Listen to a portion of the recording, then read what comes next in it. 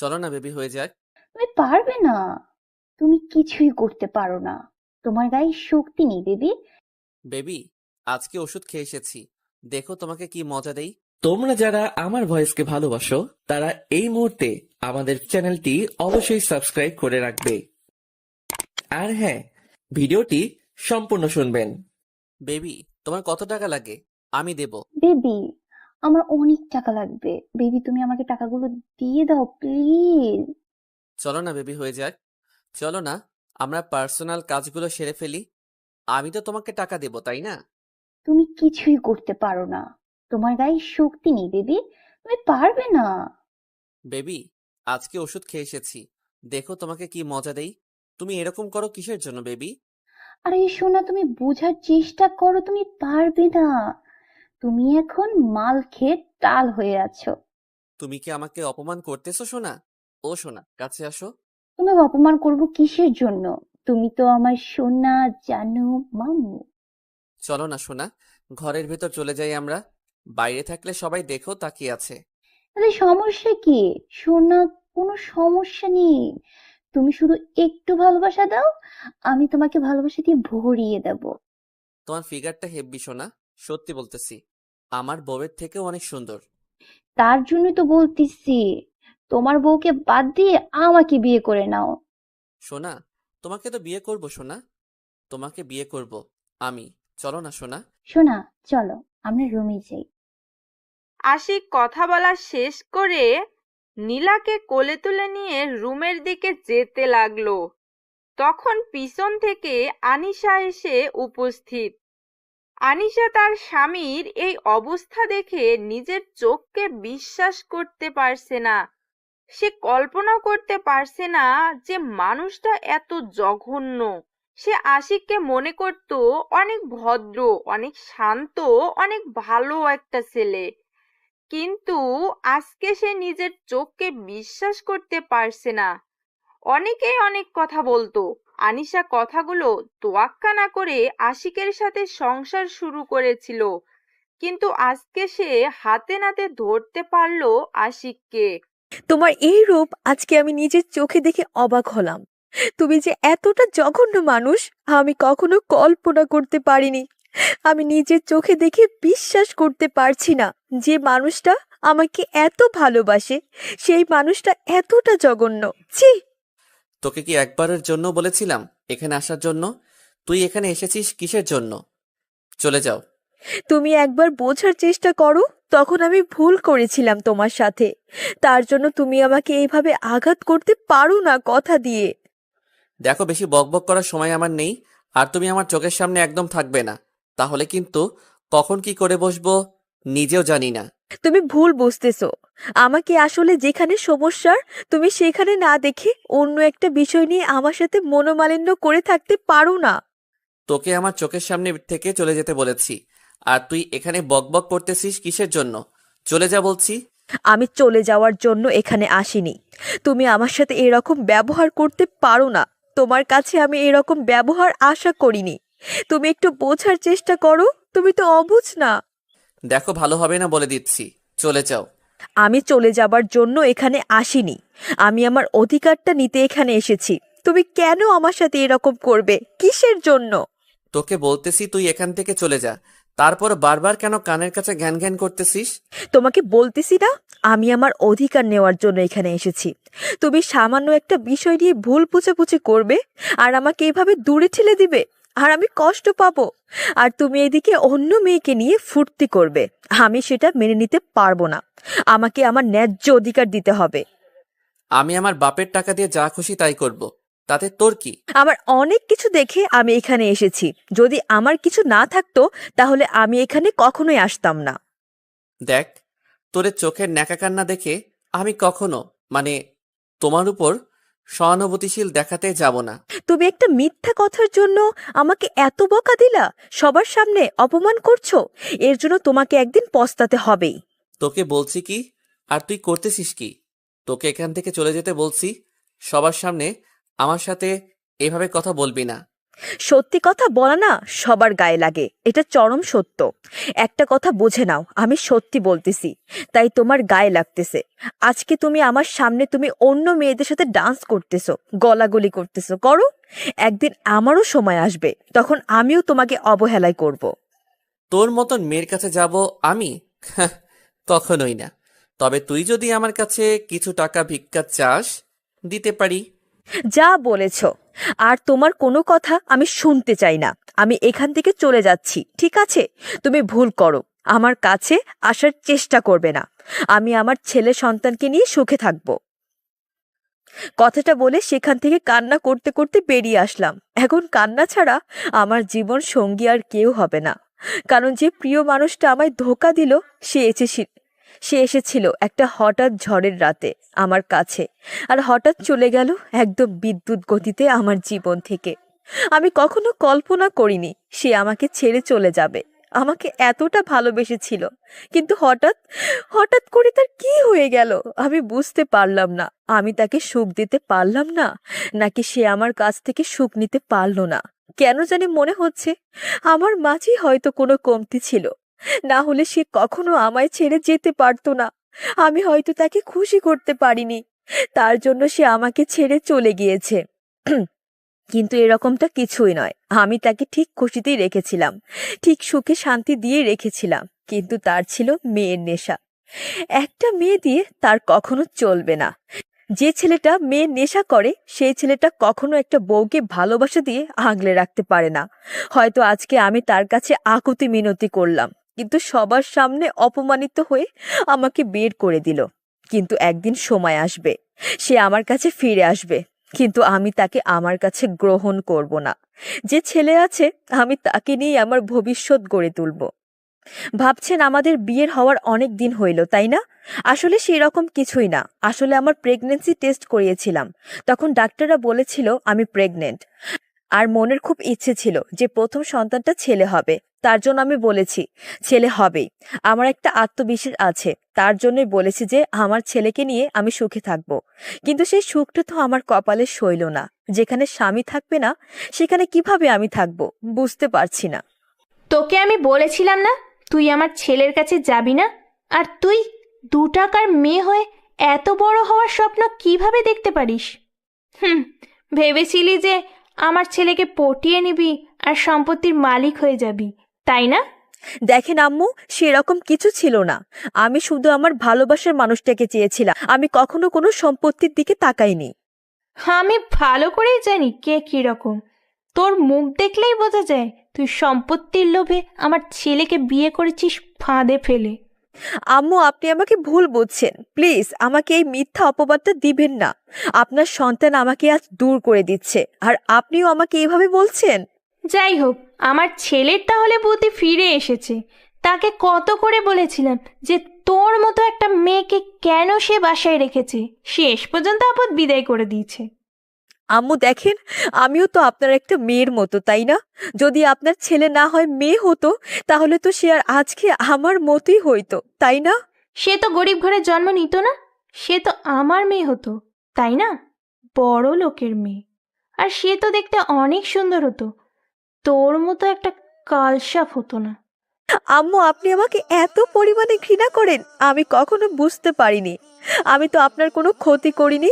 আপনি যখন যেটা বলেছেন আমি তো মাথা পেতে নিয়েছি, সেটাই। আপনার সব কাজ করে দিয়েছি, তারপর আপনার মনটা আমি পেলাম না।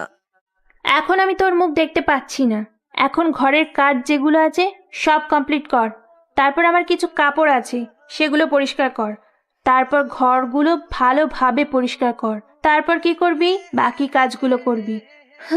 আমি এখন ঘুমোতে যাচ্ছি। আনিসা আর কোনো কিছু বলতে পারলো না লজ্জায়। তার উপর তার স্বামী আজকে যে ব্যবহার করলো সবার সামনে, সে ভেবেছিল তার শাশুড়ি আম্মু তাকে হয়তো একটু সান্ত্বনা দিয়ে বাসায় থাকতে বলবে, কিন্তু তিনি যেটা বলে গেলেন তাতে তো বাসায় থাকা কোনোভাবেই সম্ভব না। তাকে তাহলে এখানেই তিলে তিলে মরতে হবে। তার পেটে সন্তান আসবে, তাকে কিছু করে খাওয়াতে পারবে না।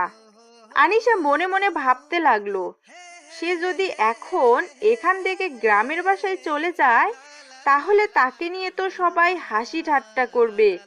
এখান থেকে গ্রামের বাসায় যাওয়া যাবে না, কারণ গ্রামের মানুষকে সে বড় মুখ করে বলে এসেছে এখন সে বড়লোক বাড়ির বউ।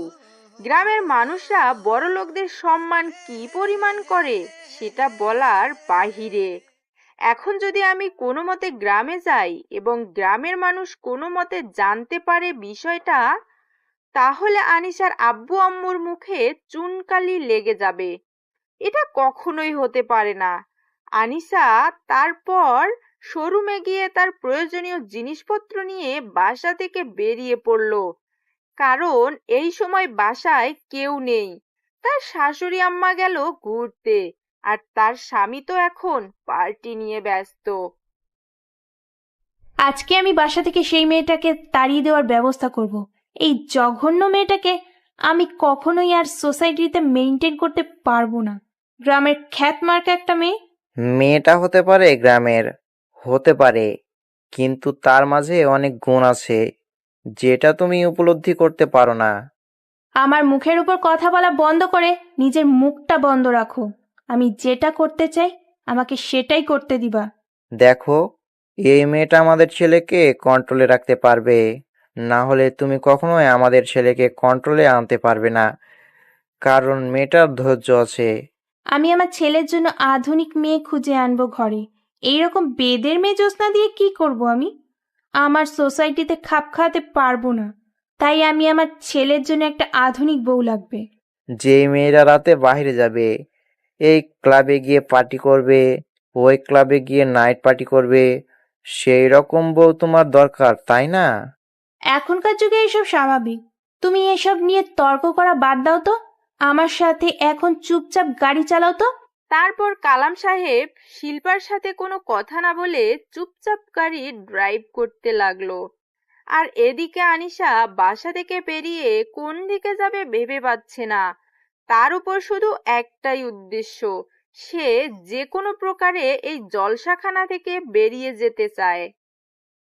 কোন দিকে যাবে কোনো গাড়ি না দেখতে পেয়ে সে রাস্তার এক সাইডে হেলে দুলে হাঁটতে লাগলো। সন্ধ্যা পেরিয়ে রাত ঘনিয়ে আসতে লাগলো। সে হাঁটতে হাঁটতে অনেক দূরে এসেছে। সামনে একটা বাস দেখতে পেয়ে চুপি চুপি বাসের এক কর্নারে গিয়ে গুটিসুটি মেরে বসে পড়লো।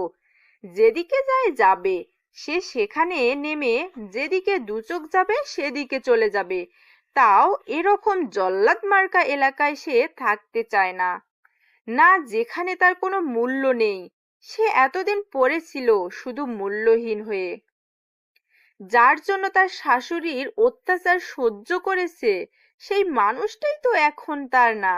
সে তো এখন অন্য মেয়ের দেহর মধ্যে নিজের সুখটা খুঁজে নিতে চাচ্ছে। থাকুক না সে তার মতো। আনিশা এটাকে স্বপ্ন ভেবে হয়তো ভুলে যাওয়ার চেষ্টা করবে। ভুলে যাওয়া সহজ নয়, কিন্তু চেষ্টা তো করতেই হবে। সত্যি সোনা, অনেক মজা পাইছি। সোনা, তোমার টেস্ট হেভি। শোনা, আমি অনেক মজা পাইছি। তোমার এই মজা দেওয়ার প্রক্রিয়াটা অনেক ভালো ছিল। চলো, আজকে তোমাকে আমার বাসায় নিয়ে যাব। আমার বউয়ের সামনে আমি তোমাকে জড়িয়ে ধরে শুয়ে থাকবো। চলো। না না, আমার লজ্জা করবে তো, আমি যেতে পারবো না। আমার শাশুড়ি মা কি বলবে, তার মুখের দিকে তাকিয়ে তো আমি থাকতেই পারবো না। আচ্ছা, তাহলে কি আর করা। এখন চলো, তোমার সাথে আমি যাব। তুমি আমাকে গল্প বলো। আর তুমি এত সুন্দরী কেন? আমি শুধু তোমার জন্য সুন্দরী, তোমাকে ভালোবাসি, তোমাকে পেতে চাই, তোমাকেই কাছে পেতে চাই। আচ্ছা, তুমি কি অন্য কাউকে ভালোবাসো, যার কারণে তার কাছে ছ্যাঁকা খেয়েছো আর আমার কাছে চলে এসেছো আমার মতো? সেরকম কিছু না, একটা ছেলে ছিল টাকার লোভী। যেমন তোমার বউ আছে টাকার লোভী, ওই রকম ছেলে ছিল, অনেক সুন্দর দেখতে, টাকার লোভী। তাকে আমি ভালোবেসেছিলাম ভুল বুঝে, কিন্তু পরে সে আমার কাছে টাকা নিয়ে আমাকে ছেড়ে দিয়ে চলে গিয়েছিল।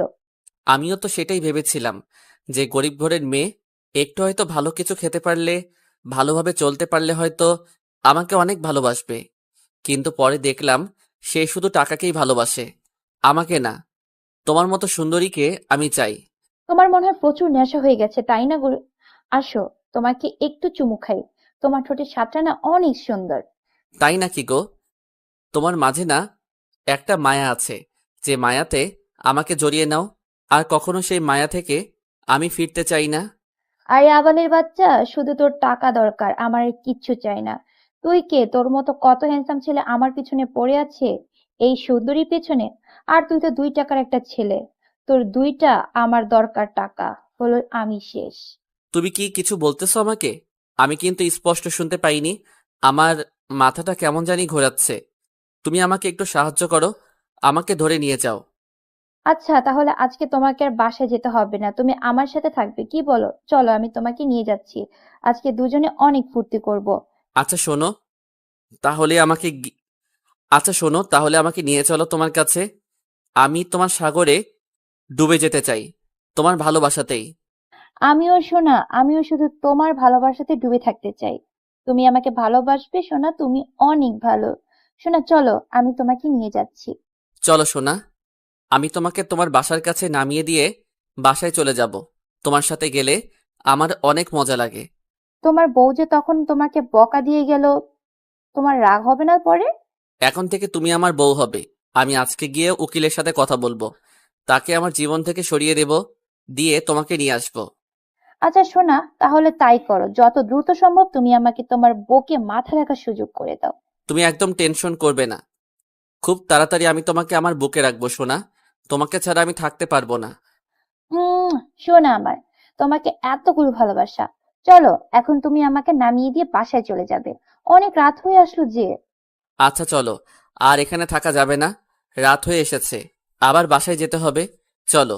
চলো, তোমার সাথে আজকে গল্প করতে করতে বাসায় যাব, চলো। শোনো, আজকে সারা রাত তোমার বুকে মাথা রেখে আমি শুয়ে থাকবো। তোমার সাথে আমার বাসায় থাকবে তুমি। হুম। তুমি আর কয়েকটা দিন ধৈর্য ধরো, আমি তোমাকে একদম পার্মানেন্টলি আমার বুকে নিয়ে আসার চেষ্টা করব। তুমি কি আমাকে ধোকা দেবে না? তো তুমি বলতেছো চেষ্টা করবে। তুমি কখন আমাকে তোমার উপর অধিকার খাটাতে, মানে স্বাক্ষর করাতে? কি আবোল তাবোল কথা বলতেছো? চলো না, এখন বেশি কথা বলতে পারবো না, তাহলে নেশাটা ধরে আসবে, তখন বাসা পর্যন্ত পৌঁছাতে পারবো না। চলো। এটা আমি কোথায় চলে আসলাম? এখন কি হবে? গাড়িতে তো নামতে দিচ্ছে না।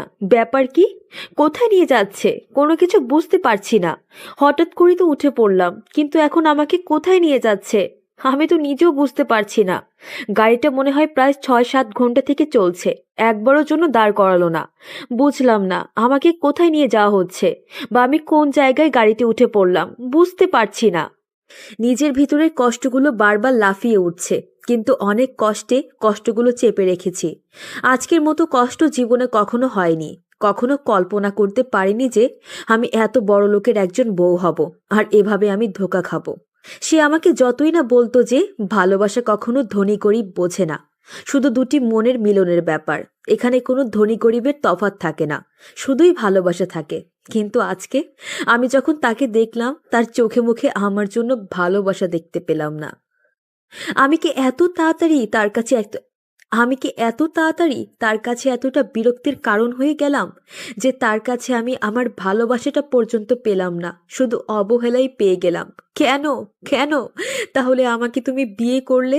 কেন তাহলে আমার জীবনটা নিয়ে ছিনেমিনে করলেন আপনি? কেন? আমি তো আপনার জীবনে আসিনি, আপনি আমার জীবনে এসেছিলেন। আমি বাধা করেছিলাম, তারপরও এসেছিলেন, কিন্তু তার প্রতিদান আজকে আমাকে এই কঠিন সময় পার করতে হচ্ছে। আমি কখনো কল্পনা করতে পারিনি। হঠাৎ করেই বাসের একজন লোক বলে উঠল, ওস্তাদ গাড়িটা দাঁড় করেন। তার কিছুক্ষণ পর এই গাড়িটা দাঁড় করানো হলো, আর একটা জায়গায় নাম বলা হলো। সেই জায়গার মানুষগুলো নেমে যাচ্ছে। থেকে থেকে কয়েকজন নেমে গেল, 5-6 জন। একবার ভাবলাম যে এখনই নেমে যাব, কিন্তু জানালা দিয়ে উকি দিয়ে দেখলাম যে এখনো রাতের রেশ কাটেনি, ভোরের আলো এখনো স্পষ্ট হয়নি। আমি এইরকম একটা মেয়ে মানুষ, এখনো ভোরের আলো স্পষ্ট হয়নি। যদি বাইরে যাই, আবার যদি কোনো দুর্ঘটনা ঘটে আমার সাথে। এমনিতেই নিজের ভিতরে আর কোনো কিছুর বেঁচে থাকার নেই, বেঁচে থাকার ইচ্ছা পর্যন্ত আর নেই। কিন্তু কি করব? পেটের ভিতরে যে একটা কোমল প্রাণ বেড়ে উঠেছে, কিন্তু কি করব? পেটের ভিতরে যে একটা কোমল প্রাণ বেড়ে উঠেছে, তার জন্য আমাকে এই পৃথিবীতে বেঁচে থাকতে হবে। কিন্তু এখন নামা যাবে না। ভোরের আলোটা যেখানে স্পষ্ট দেখা যাবে সেখানে নেমে যাব। মোবাইলের স্ক্রিনে তাকিয়ে দেখি 4:30 বাজে। তার মানে আলো প্রকট হতে আরো 30 মিনিট বাকি। 5টার পরই ভোরের আলো প্রকট হবে, আর সেখানে নেমে যেদিকে দুচোখ যায় সেদিকে চলে যাব। কিন্তু আমার মনে হচ্ছে আমি একদম গ্রাম অঞ্চলে চলে এসেছি। এখন আমাকে এখানে এসে জীবিকা নির্বাহ করতে হবে যে কোনো প্রকারে। কিন্তু আমি তো এই এলাকার কিছু চিনি না। কোন দিকে যাব বা কোন দিকে গেলে কি সাহায্য পাবো বুঝতে পারছি না। নামতে আগে হবে, তারপরে বাকিটা দেখা যাবে। তারপর কিছুক্ষণ পর আবার একজন লোক বলে উঠল, উস্তাদ, গাড়ি দাঁড় করান, কিছু মানুষ নামবে। সঙ্গে সঙ্গে গাড়ির ড্রাইভার গাড়িটা দাঁড় করালেন, আর বেশ কিছু মানুষ নেমে গেলেন। এখন দেখছি যে ভোরের যে ঘুটঘুটে অন্ধকারটা সেটা আছে পুরো পৃথিবীর বুকে। এই অন্ধকারটা এখন আমার সাথে ভালোই মানাচ্ছে, কারণ আমার ভেতরটা তো অন্ধকারে ছেয়ে গেছে। আমার ভেতরে তো আলো বলতে কোনো কিছুই নেই। বেঁচে থাকার যে স্বপ্ন দেখেছিলাম, যার হাত ধরে বেঁচে থাকতে চেয়েছিলাম সারাটা জীবন, যার সাথে সুখ দুঃখের গল্প করতে চেয়েছিলাম, সেই মানুষটি তো আমাকে। তারপর ভোরের আলোটা প্রকট হতে লাগলো। আস্তে আস্তে পুরো পৃথিবীর বুকে আলো ছড়িয়ে পড়তে লাগলো।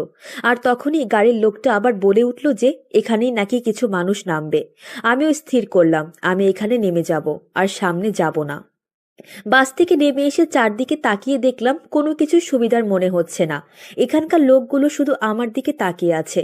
দেখলাম পাশ থেকে কয়েকটা মহিলা নামলো। আমিও তাদের পাশে গিয়ে দাঁড়িয়ে পড়লাম, আর লোকগুলো তাদের মতো যেতে লাগলো যে যার গন্তব্যে। মনে হচ্ছে অনেকদিন পর তারা বাসায় ফিরে এসেছে। গাড়ি থেকে নেমেই যে যার মতো চলে যেতে লাগলো। কেউ কারো জন্য অপেক্ষা করে না। সবাই সবার ভালোবাসার মানুষ আর প্রিয় মানুষের মুখখানা দেখতে চায়, প্রিয় পরিবারের সাথে মিলিত হতে পারবে কতদিন পর। সবার মুখে শুধু মৃদু হাসি।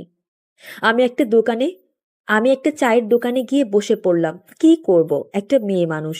হঠাৎ করে একটা চায়ের দোকানে প্রবেশ করেছি, তাও আবার গ্রাম অঞ্চলের সবাই আমার দিকে অবাক দৃষ্টিতে তাকিয়ে আছে, কারণ নিজের ভিতর কেমন যেন করতে লাগলো। কি আর করার, তাও সেখানে একটা রুটি আর একটা কলা খেয়ে নিলাম। কি রে গ্রামের খ্যাত মার্কা মেয়ে, কোথায় তুই? আমার বাসার সকালের কাজগুলো কে করবে? এত বেলা হয়ে গেছে আর তুই এখানে ঘুমিয়ে আছিস, ব্যাপার কি? শিল্পা বেগম কথাগুলো একাই একাই বলতেছে, কিন্তু তিনি মনে করতেছে হয়তো ঘরে আনিশা আছে। কিন্তু তিনি তো আর জানে না যে আনিশা চিরতরে তাদের এই যন্ত্রণা থেকে মুক্তি নিয়ে এখান থেকে চলে গিয়েছে। কি রে, কথা বলছিস না কিসের জন্য? নাকি রাতে কোথাও গিয়েছিলি আবার? আমার ছেলে তোকে বাদ দিয়ে দেবে, অন্য কোনো ছেলের কাছে গিয়েছিলি নাকি? তার কথার কোনো জবাব আসছে না দেখে তার মেজাজটা আরো অনেক কিটকিটে হয়ে গেল। তার এখন ইচ্ছা করছে আনিশাকে পিটাবে, কিন্তু তিনি যখন রুমের দরজায় ধাক্কা দিলেন তখন দেখলেন যে আপনা আপনি রুমের দরজাটা খুলে গেল। ব্যাপার কি, তিনি বেশ অবাক। তার থেকেও বড় অবাক হলেন যখন ঘরে কাউকে দেখতে পেল না। ঘর পুরোপুরি ফাঁকা, তার ছেলেও নাই এবং তার ছেলের বউ সেও নেই রুমে, একদম পুরো ফাঁকা পড়ে আছে। কালকে যেরকম রেখে গিয়েছে ঠিক তেমনই আছে, কিন্তু একটু অগোছালো রুমটা। ব্যাপার কি, তিনি ভেবে পাচ্ছে না এখানে কি হতে যাচ্ছে। আর উনি একটু লক্ষ্য করে দেখলেন যে তার ছেলের বউ, যাকে তিনি গ্রামের খ্যাতমার্কা মেয়ে বলে ডাকে, সব সময় তার কোনো কাপড় বা তার কোনো প্রয়োজনীয় জিনিসপত্র দেখা যাচ্ছে না রুমে।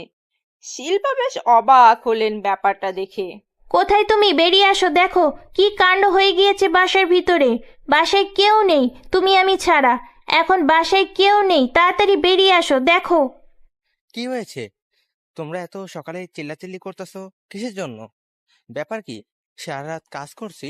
তোমার ছেলের বউ কেউ রুমের ভিতরে নেই।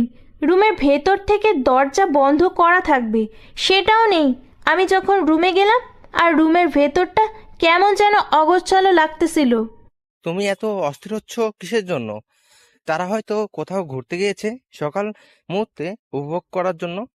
তুমি সব সময় রোমান্টিক মুডে থাকতে চাও, তাই না? তোমার এত রোমান্টিক মুড আসে কোথা থেকে? আমি টেনশনে মরে যাচ্ছি। এত টেনশন করতে হবে না, একটু পর দেখবে যে দুইজনে চলে আসছে, সমস্যা নেই। এখন চুপচাপ নিজে হাতে কাজ আছে সেগুলো শেষ করো, আর তারপর যেগুলো কাজ করতে হবে সেগুলো রেখে দাও। এখন আমাকে কাজ করতে হবে, তাই না? এখন তুমি আমাকে কাজ করতে বলছো। তাহলে তোমার ছেলের বউয়ের হয়ে যে কালকে ওকালতি করলে, কিসের জন্য? তোমরা এত কথা শোনার Repeat. তোমার এত কথা শোনার আমার সময় নেই। আমার অফিসের সময় হয়ে যাচ্ছে, তুমি সেটা ভালো করেই জানো। আর আমার কি কি লাগবে তাড়াতাড়ি এখানে এনে দাও।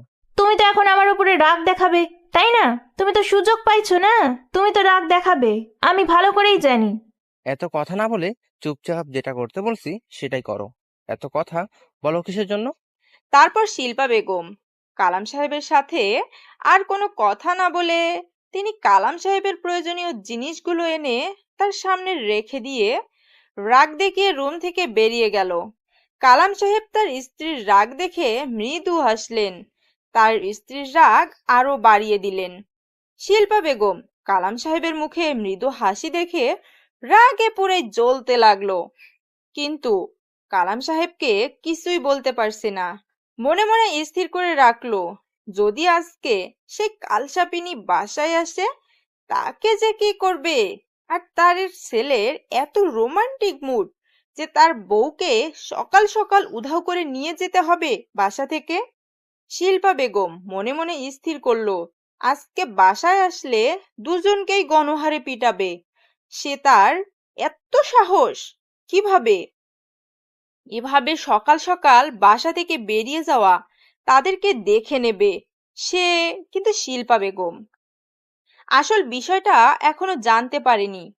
যখন তার ছেলে বাসায় ফিরে আসবে তখন বুঝতে পারবে আসল বিষয়টা। আর তখন যে কি হবে বুঝতে পারতেছে না। একটা ধামাকা অধ্যায় শুরু হতে যাচ্ছে এই বাসায়, যেটা আগে কখনো দেখেনি। শোনা, এভাবে শুয়ে থাকতে হবে না, উঠো আর আমাকে ছেড়ে দাও। কিভাবে জড়িয়ে ধরে আছো? আমার লজ্জা লাগতেছে এখন। সোনা, তোমার কাছে এত মজা আমি কখনো বুঝতে পারিনি।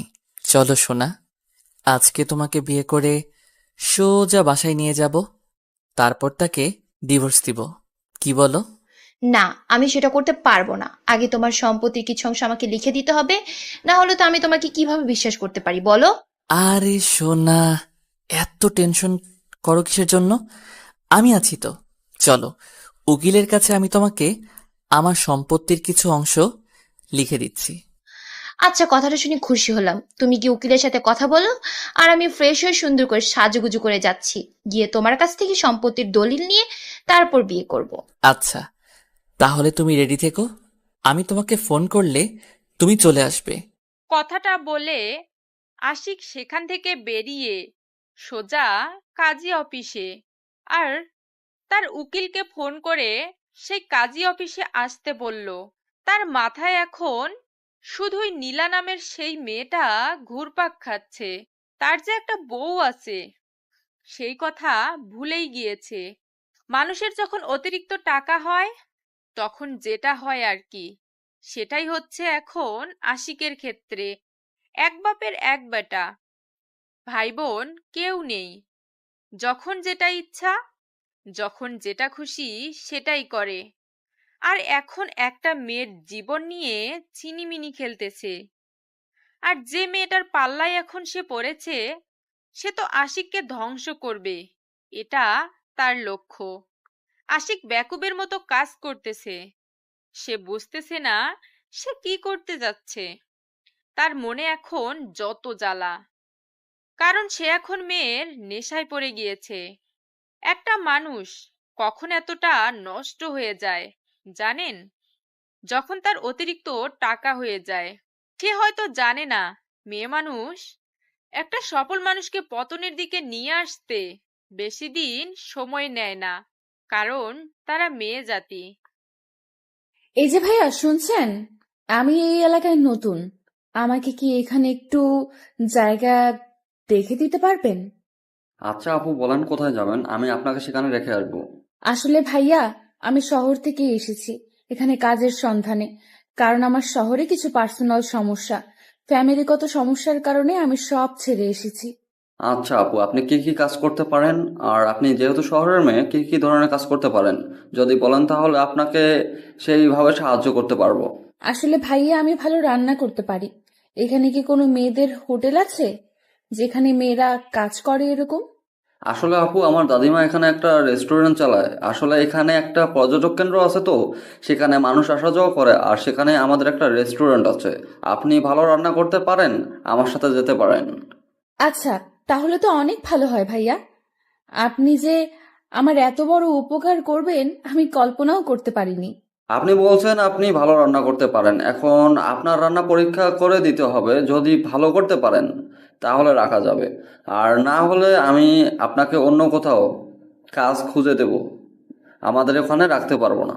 আচ্ছা ভাইয়া, কোনো সমস্যা নেই, আমার কোনো সমস্যা হবে না। তুমি নিয়ে চলো, আমি পরীক্ষা দিতে প্রস্তুত। আপনি মন খারাপ করবেন না, কারণ আমাদের রেস্টুরেন্টটা অনেক পপুলার আর জনপ্রিয়তা সবার কাছে। যদি জনপ্রিয়তা বজায় রাখতে না পারি তখন তো সমস্যা হয়ে দাঁড়াবে, তাই না? আমি বুঝতে পেরেছি ভাইয়া, আমাকে বোঝাতে হবে না। আপনি আমাকে নিয়ে চলেন, আমি পরীক্ষা দিব।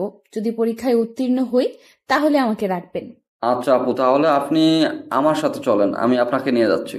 তারপর আনিশা সেই ছেলেটার সাথে যেতে লাগলো। বেশিক্ষণ হাঁটতে হলো না। অল্প কিছুক্ষণ পরেই তাদের সেই রেস্টুরেন্টটা দেখা যাচ্ছিল। ছেলেটা হাত দিয়ে ইশারা করে আনিশাকে দেখিয়ে দিল রেস্টুরেন্টটা। আনিশা দেখে বেশ অবাক হলো। এই গ্রাম অঞ্চলে এত বড় রেস্টুরেন্ট সে কল্পনাও করতে পারছে না। আসলে রেস্টুরেন্টটা দেখতে অনেক সুন্দর, আর ছেলেটাকে দেখে মনে হচ্ছে না ছেলেটা সেখানের মালিক। এমন সিম্পল ভাবে চলাফেরা করে। তারপর আনিশা ছেলেটার সাথে গল্প করতে করতে রেস্টুরেন্টের কাছে গিয়ে দেখে রেস্টুরেন্টে অনেক মানুষজন অপেক্ষা করতেছে তাদের রান্না খাওয়ার জন্য। আনিশা এত মানুষকে দেখে প্রথমে ভেঙে পড়ল, কারণ সে যদি ভালো মতো রান্না করতে না পারে তাহলে সে এখানে থাকতে পারবে না। তখন যে তার কি হবে ভেবে পাচ্ছে না। আনিশা নিজের মনের ভিতর আত্মবিশ্বাসটা জাগিয়ে তোলার চেষ্টা করতেছে। সে নিজেকে নিজেই বলতেছে, আনিশা তুই পারবি, তুই পারবি, তোকে পারতেই হবে। তারপর ছেলেটা আনিশাকে সঙ্গে করে নিয়ে রেস্টুরেন্টের ভিতর প্রবেশ করে।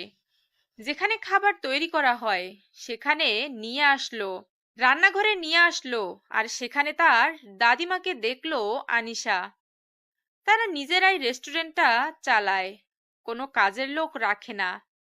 কিন্তু আনিশাকে নিয়ে আসার কারণ হচ্ছে যে আনিশা শহরের মেয়ে, আর সে নাকি ভালো রান্না করতে পারে।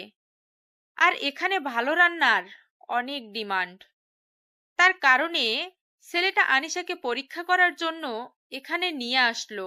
যদি আনিশা ভালো পারফরমেন্স করতে পারে তাহলে তাকে রেখে দিবে, আর সামান্য কিছু মাইনে দিয়েই রেখে দিবে এখানে। আর তার খাওয়া দাওয়ার জন্য সবকিছু তারা দেবে। আর তার দাদিমার সাথে থাকবে মেয়েটা। তার জন্য ছেলেটা তাকে নিয়ে আসলো, না হলে কখনোই আনিশাকে এখানে আনতো না ছেলেটা। এখানে সবকিছু রেডি করা আছে, দেখে শুনে সুন্দর করে এই মাংসটা রান্না করেন। আর এগুলো আমাদের খাওয়ার জন্য সবার, তাই ভালো করে রান্না করবেন, আর এর উপর আপনার মার্কস দেওয়া হবে। দোয়া করবেন যাতে করে ভালো কিছু করতে পারি। আর আমার আত্মবিশ্বাস আছে আমি ভালো রান্না করতে পারি, আর এখানেও ভালো কিছুই করে দেখাবো। জি আপু, একদম দোয়া করলাম মন থেকে। আমিও চাচ্ছি, আপনি যেহেতু শহর থেকে এসেছেন আর আপনাকে দেখে মনে হচ্ছে অনেকটা অসহায়, আপনার মুখ দেখে বুঝতে পারতেছি, কারণ নিয়ে আসলাম। তাহলে কখনো নিয়ে আসতাম না, না কারণ আমার দাদিমা যেটা রান্না করে সেটা অনেক সুস্বাদু হয়। আমি বুঝতে পেরেছি ভাইয়া তোমার কথা। আমি আমার সর্বোচ্চ দিয়ে চেষ্টা করব রান্নাগুলো ভালো করার জন্য। তুমি শুধু আমার জন্য দোয়া করো যাতে করে আমি এখানেই থাকতে পারি। আচ্ছা তাহলে রান্না করেন, আর যদি কিছু লাগে তাহলে আমাকে বলতে পারেন, আমি নিয়ে এসে দিচ্ছি। পরে আবার সমস্যার কথা বলতে পারবেন না, এখন সবকিছু দেখে নেন। আমি তো সবকিছু দেখতে পারতেছি। আমি যেগুলো দিয়ে রান্না করতে পারবো সেগুলো সব কিছু এখানে আছে, কোনো সমস্যা হবে না। আমি সুন্দর করে রান্না করে দিচ্ছি, তারপর পরীক্ষা নিয়ে টেস্ট করে বলিয়েন, সমস্যা নাই। এই নাও তোমার ভাগের সম্পত্তির দলিল। এখন চলো বিয়ে করব, বিয়ে করব। এখন চলো বিয়ে করব, বিয়ে করব। কিসের? বিয়ের আগে তুমি সবকিছু আমাকে ঠিকঠাক করে দাও। সবকিছু ঠিকঠাক আছে, আমি স্বাক্ষর পর্যন্ত দিয়ে দিয়েছি। দেখো, সবকিছু ঠিকঠাক আছে। এখন থেকে এই সম্পত্তির মালিক শুধু তুমি, এখানে কেউ হাত লাগাতে পারবে না। আচ্ছা, তাহলে আমি তোকে বিয়ে করব কিসের জন্য? তুই কোথাকার আবাল? কি বলতেছো? মাথা ঠিক আছে? তুমি আমাকে ধোকা দিচ্ছ, এটা ঠিক না। তুমি কিন্তু কথা দিয়েছো আমাকে। কথা দিয়েছি সেটা ঠিক আছে, এখন কথা রাখতে পারবো না, কারণ তুই তো কালকে আমাকে সারা রাত খেয়েছিস। দেখো, তুমি এরকম করতে পারো না আমার সাথে। তুমি আমার সাথে ধোকাবাজি করতে পারো না। তুমি আমাকে নিয়ে খেলতে পারো না। যে ছেলের ঘরে এত সুন্দর বউ রেখে আমার পেছনে লেগে থাকতে পারে, আমি কোন বিশ্বাসে তোর ঘরে বউ হবো বল? এরকমটা কিন্তু কথা ছিল না। আমি শুধু তোমাকে ভালোবেসেছিলাম। তুমি আমার সাথে এরকমটা করতে পারো না। মাত্র 2 দিনের পরিচয় আমাদের, তাতে তুই আমাকে ভালোবেসেছিলে? তোর যে ঘরে বউ রেখে আসছিস সেটা তো আমি দেখেছি, তাই না? তোর বউটা কিন্তু অনেক সুন্দর, হেব্বি আমার থেকেও। দেখো, তোমার কথা মতো আমি সব কিছু দিয়ে দিয়েছি। এখন তুমি তোমার কথা রাখবে। আমার সাথে তুমি বেইমানি করতে পারো না। তুমিও বেইমান, আমি না বেইমান, সমান সমান, কেউ কাউকে তো অপবাদ দিতে পারে না। তুমিও বেইমানি করছো আমার সাথে, আমিও তোমার সাথে করলাম, ঝামেলা শেষ। এখন তুমি তোমার রাস্তায়, আমি আমার রাস্তায়। তাহলে তুমি আমার সম্পত্তি আমাকে ফিরিয়ে দাও, না হলে আমি পথের ফকির হয়ে যাব। তুমি আমার সম্পত্তি আমাকে দিয়ে দাও বলছি। তোর মতো বেইমান পথের ফকির হওয়া উচিত, যে বউকে বিশ্বাস করতে পারে না। তুমি এসব কি আবোল তাবোল কথা বলতেছো? তুমি তুমি না দেখলে মেয়েটা টাকার লোভী, আর এখন তো দেখতেছি তুমিও। আমি মেয়েটার বিষয়ে সব খবর নিয়েছি, বুঝছিস? তোকে আর বলতে হবে না মেয়েটা কিরকম, কতটা সহজ সরল। তুই তাকে কিভাবে ব্যবহার করিস আমি ভালো করে খোঁজ খবর নিয়ে দেখেছি, আমাকে বলতে হবে না। কথাটা বলে নীলা সম্পত্তির পেপারটা হাতে নিয়ে চলে গেল আর আশিককে বলে গেল সে যেটা সম্পত্তির মালিক, এখন যা পায় সবকিছু বুঝে নিবে পরশুদিনের মধ্যেই। এখন সে এখান থেকে চলে যাচ্ছে।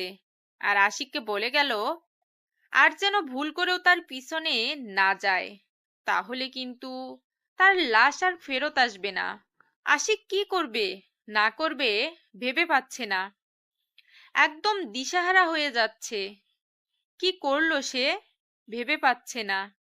তার অর্ধেক সম্পত্তি সেখানে ছিল, সে ভেবেছিল তারা থাকা মানে তারও সেখানে অধিকার থাকবে। তারা তো এক হচ্ছে, তাহলে সমস্যা কোথায়? নামে থাকলেই চলবে, এটা ভেবে অর্ধেক সম্পত্তি লিখে দিয়েছে, তাও আবার যেগুলো টপ বিজনেসে আছে এখন সেগুলো। আশিক ভেবে পাচ্ছে না তার এখন কি করা উচিত। তার মাথায় মনে হচ্ছে আকাশ ভেঙে পড়েছে। সে এখন কি করবে না করবে ভেবে পাচ্ছে না। তার মাথা পুরোই হ্যাং। সে কোথায় যাবে, কি করবে? বাসায় যাবে কি করে? তার আব্বুকে সে মুখ দেখাবে কি করে? সে চুপচাপ একদম নিস্তব্ধ হয়ে পায়ে হেঁটে হেঁটে 5 কিলোমিটার জায়গা বাসায় এসে রুমের ভিতর গিয়ে দরজা বন্ধ করে লাইট অফ করে একদম অন্ধকার বিছানায় শুয়ে পড়ল। তার এখন কোনো কিছুই নেই, তার না আছে কোনো সঙ্গী, না আছে তার সম্পত্তি। সে এখন একটা অবহেলিত ছেলে। আশিক কান্না করতেছে নিঃশব্দে, বালিশে মুখ গুজে দিয়ে নিঃশব্দে কান্না করতেছে। আর সে ভাবতেছে আনিশার সাথে কত খারাপ ব্যবহার করেছিল, তারপরও মেয়েটা তাকে কখনো একা ছেড়ে দেয়নি, সব সময় তার সাথে লেগেছিল। কতই না তাকে গালি দিত, এমনকি মাঝে মাঝে অনেকভাবে অত্যাচার করত। তারপরও মেয়েটা আশিকের বুকের উপর মাথা রেখে ঘুমিয়ে থাকতো। এখন আশিকের আনিশার কথা খুব মনে পড়তেছে, কিন্তু আনিশা এখন অনেক দূরে। তার তখনই মনে পড়ে গেল যে আনিশা কোথায়। সে চারপাশে আনিশাকে খুঁজতে লাগলো। রুম থেকে বের হয়ে পুরো বাড়ি আনিশাকে খুঁজতে বের হলো, কিন্তু সে আনিশাকে কোথাও পেল না। তার আম্মুর কাছে গেল। সে তার আম্মুকে গিয়ে যখন জিজ্ঞেস করবে যে আনিশা কোথায়, কিন্তু তার আগে আশিকের আম্মু মানে শিল্পা বেগম আশিককে আনিশার কথা জিজ্ঞেস করলো। আশিক থতমত খেয়ে গেল। কি উত্তর দিবে এখন? তার আম্মুকে ভেবে পাচ্ছে না। কি রে, তুই একা বাসায় ফিরে এসেছিস যে? তোর বউ কই? একটু বাইরে গেছে, একটু পরে চলে আসবে। আমি একটু বিশ্রাম করি, ক্লান্ত লাগতেছে। এসব কি কথা বলছিস তুই? আমার হাতের কাজগুলো কে করে দেবে? তাহলে তুই করে দে। আচ্ছা আম্মু, তুমি মেয়েটাকে এত কষ্ট দাও কিসের জন্য? বুঝি না। আজকে আবার তোর কি হলো যে মেয়েটার জন্য তোর এত মায়া লাগতেছে? ব্যাপার কি? তাকে তো ভালো মতো খাইতে দাও না, ভালো মতো পড়তে দাও না, তারপরও তোমাকে যেটা সম্মান করে সেটা তো বলার বাহিরে। আর তারপরও তুমি তাকে যেটা অত্যাচার করো। বুঝতেছি না তুই হঠাৎ এত পরিবর্তন হচ্ছিস কিসের জন্য? তোকে তো বিয়ে দিয়েছিলাম আমার কাজের মেয়ে আনার জন্য, তাই না? তোমার অত্যাচার আর আমার অত্যাচার সহ্য করতে না পেরে মেয়েটা বাসা ছেড়ে চলে গিয়েছে। চলে গিয়েছে ভালোই হয়েছে, মেয়েটাকে আর সহ্য হচ্ছে না। গ্রামের ক্ষেতমার্কা মেয়ে, কিছুই বোঝে না, হুদাই কথা বলে। তুমি ঠিক বলছো, গ্রামের খ্যাতমার্কা মেয়ে কিছুই বোঝে না, সব কথা সহ্য করে, তারপরও সবকিছু করে দেয়। আজকে তোর কি হয়েছে বুঝতেছি না তো। হঠাৎ করে তুই মেয়েটার পক্ষপাতিত্ব করছিস কিসের জন্য? তোর বাপের মতো। কই কিছু না তো, আমি রুমে যাচ্ছি, আর ডিস্টার্ব করবে না আমাকে, এখন ভালো লাগতেছে না। বিকেলে রেডি থাকিস, মেয়ে দেখতে যাব। আমার একটা বান্ধবীর মডার্ন মেয়ে আছে, তার সাথে তোর বিয়ে দেব। কারণ খ্যাতমার্কা মেয়েকে দেখলাম কি রকম করে। এবার মডার্ন মেয়ের সাথেই তোর বিয়ে দেব। আমি বিয়ে করতেছি না, আমি তো এখন বিবাহিত ছেলে, তাই না? আর আমার বউকে তো ডিভোর্স দেইনি যে অন্য একটা মেয়েকে বিয়ে করে আনবো। তোর মাথা ঠিক আছে? কি আবল তাবল কথাবার্তা বলতেছিস বুঝতেছি না তো। হঠাৎ করে তোর এত পরিবর্তন কিসের জন্য শুনি? তোমার মাথা ঠিক নেই, যার জন্য তুমি এসব আবল তাবল কথা বলতেছো। আমি কালকে একখানে যাব, আর তারপর ফিরে আসব, তারপর তোমাকে বলবো কি করব না করব। তুই আমার কথার অবাধ্য হতে পারিস না, তাহলে কিন্তু ভালো হবে না বলে দিলাম। আমি ভালো করে জানি আমার জীবনে কখনো ভালো হবে না, তোমাকে বলতে হবে না সেটা। আর তুমি যে আমার কি ক্ষতি করবে সেটা বোঝা হয়ে গেছে আমার।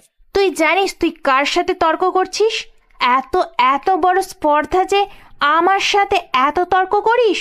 হ্যাঁ, আমি জানি আমি কার সাথে তর্ক করতেছি। আমি একজন অত্যাচারীর সাথে কথা বলতেছি এখন, যে আমাকে ব্যবহার করে একটা মানুষের জীবনকে নষ্ট করে দেয়। কথাটা বলে আশিক সেখান থেকে চলে গেল।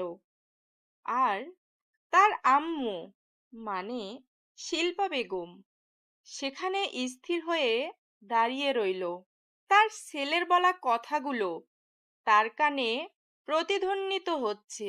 শিল্পা বেগম কখনো কল্পনাও করতে পারেনি যে মাহিন তার সাথে এইভাবে আচরণ করবে। আশিক চোখের পানি ফেলতে ফেলতে রুমের ভিতর চলে আসলো। ভিতর থেকে রুমের দরজাটা বন্ধ করে দিয়ে আবার বিছানায় শুয়ে কান্নায় ভেঙে পড়ল।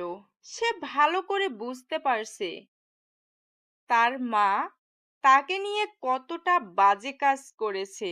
গ্রামের একটা সহজ সরল মেয়েকে কিভাবে জ্বালিয়ে পুড়িয়ে হাহাকার করে দিয়েছে তার মা, সে এখন হাড়ে হাড়ে বুঝতে পারছে। ভাইয়া, খাবারগুলো পরীক্ষা করে দেখবেন। দাদিমা, আপনি একটু খাবারগুলো মুখে নিয়ে পরীক্ষা করেন, তারপর আমাকে রেজাল্ট দিবেন আমি এখানে থাকতে পারবো কিনা। আমরা তো আর এখানে পরীক্ষা করব না, আমরা সবাই একখানে বসে খাবো, তারপর তোমাকে রেজাল্ট দেওয়া হবে, আরো কিছু মানুষ আসবে তারপর।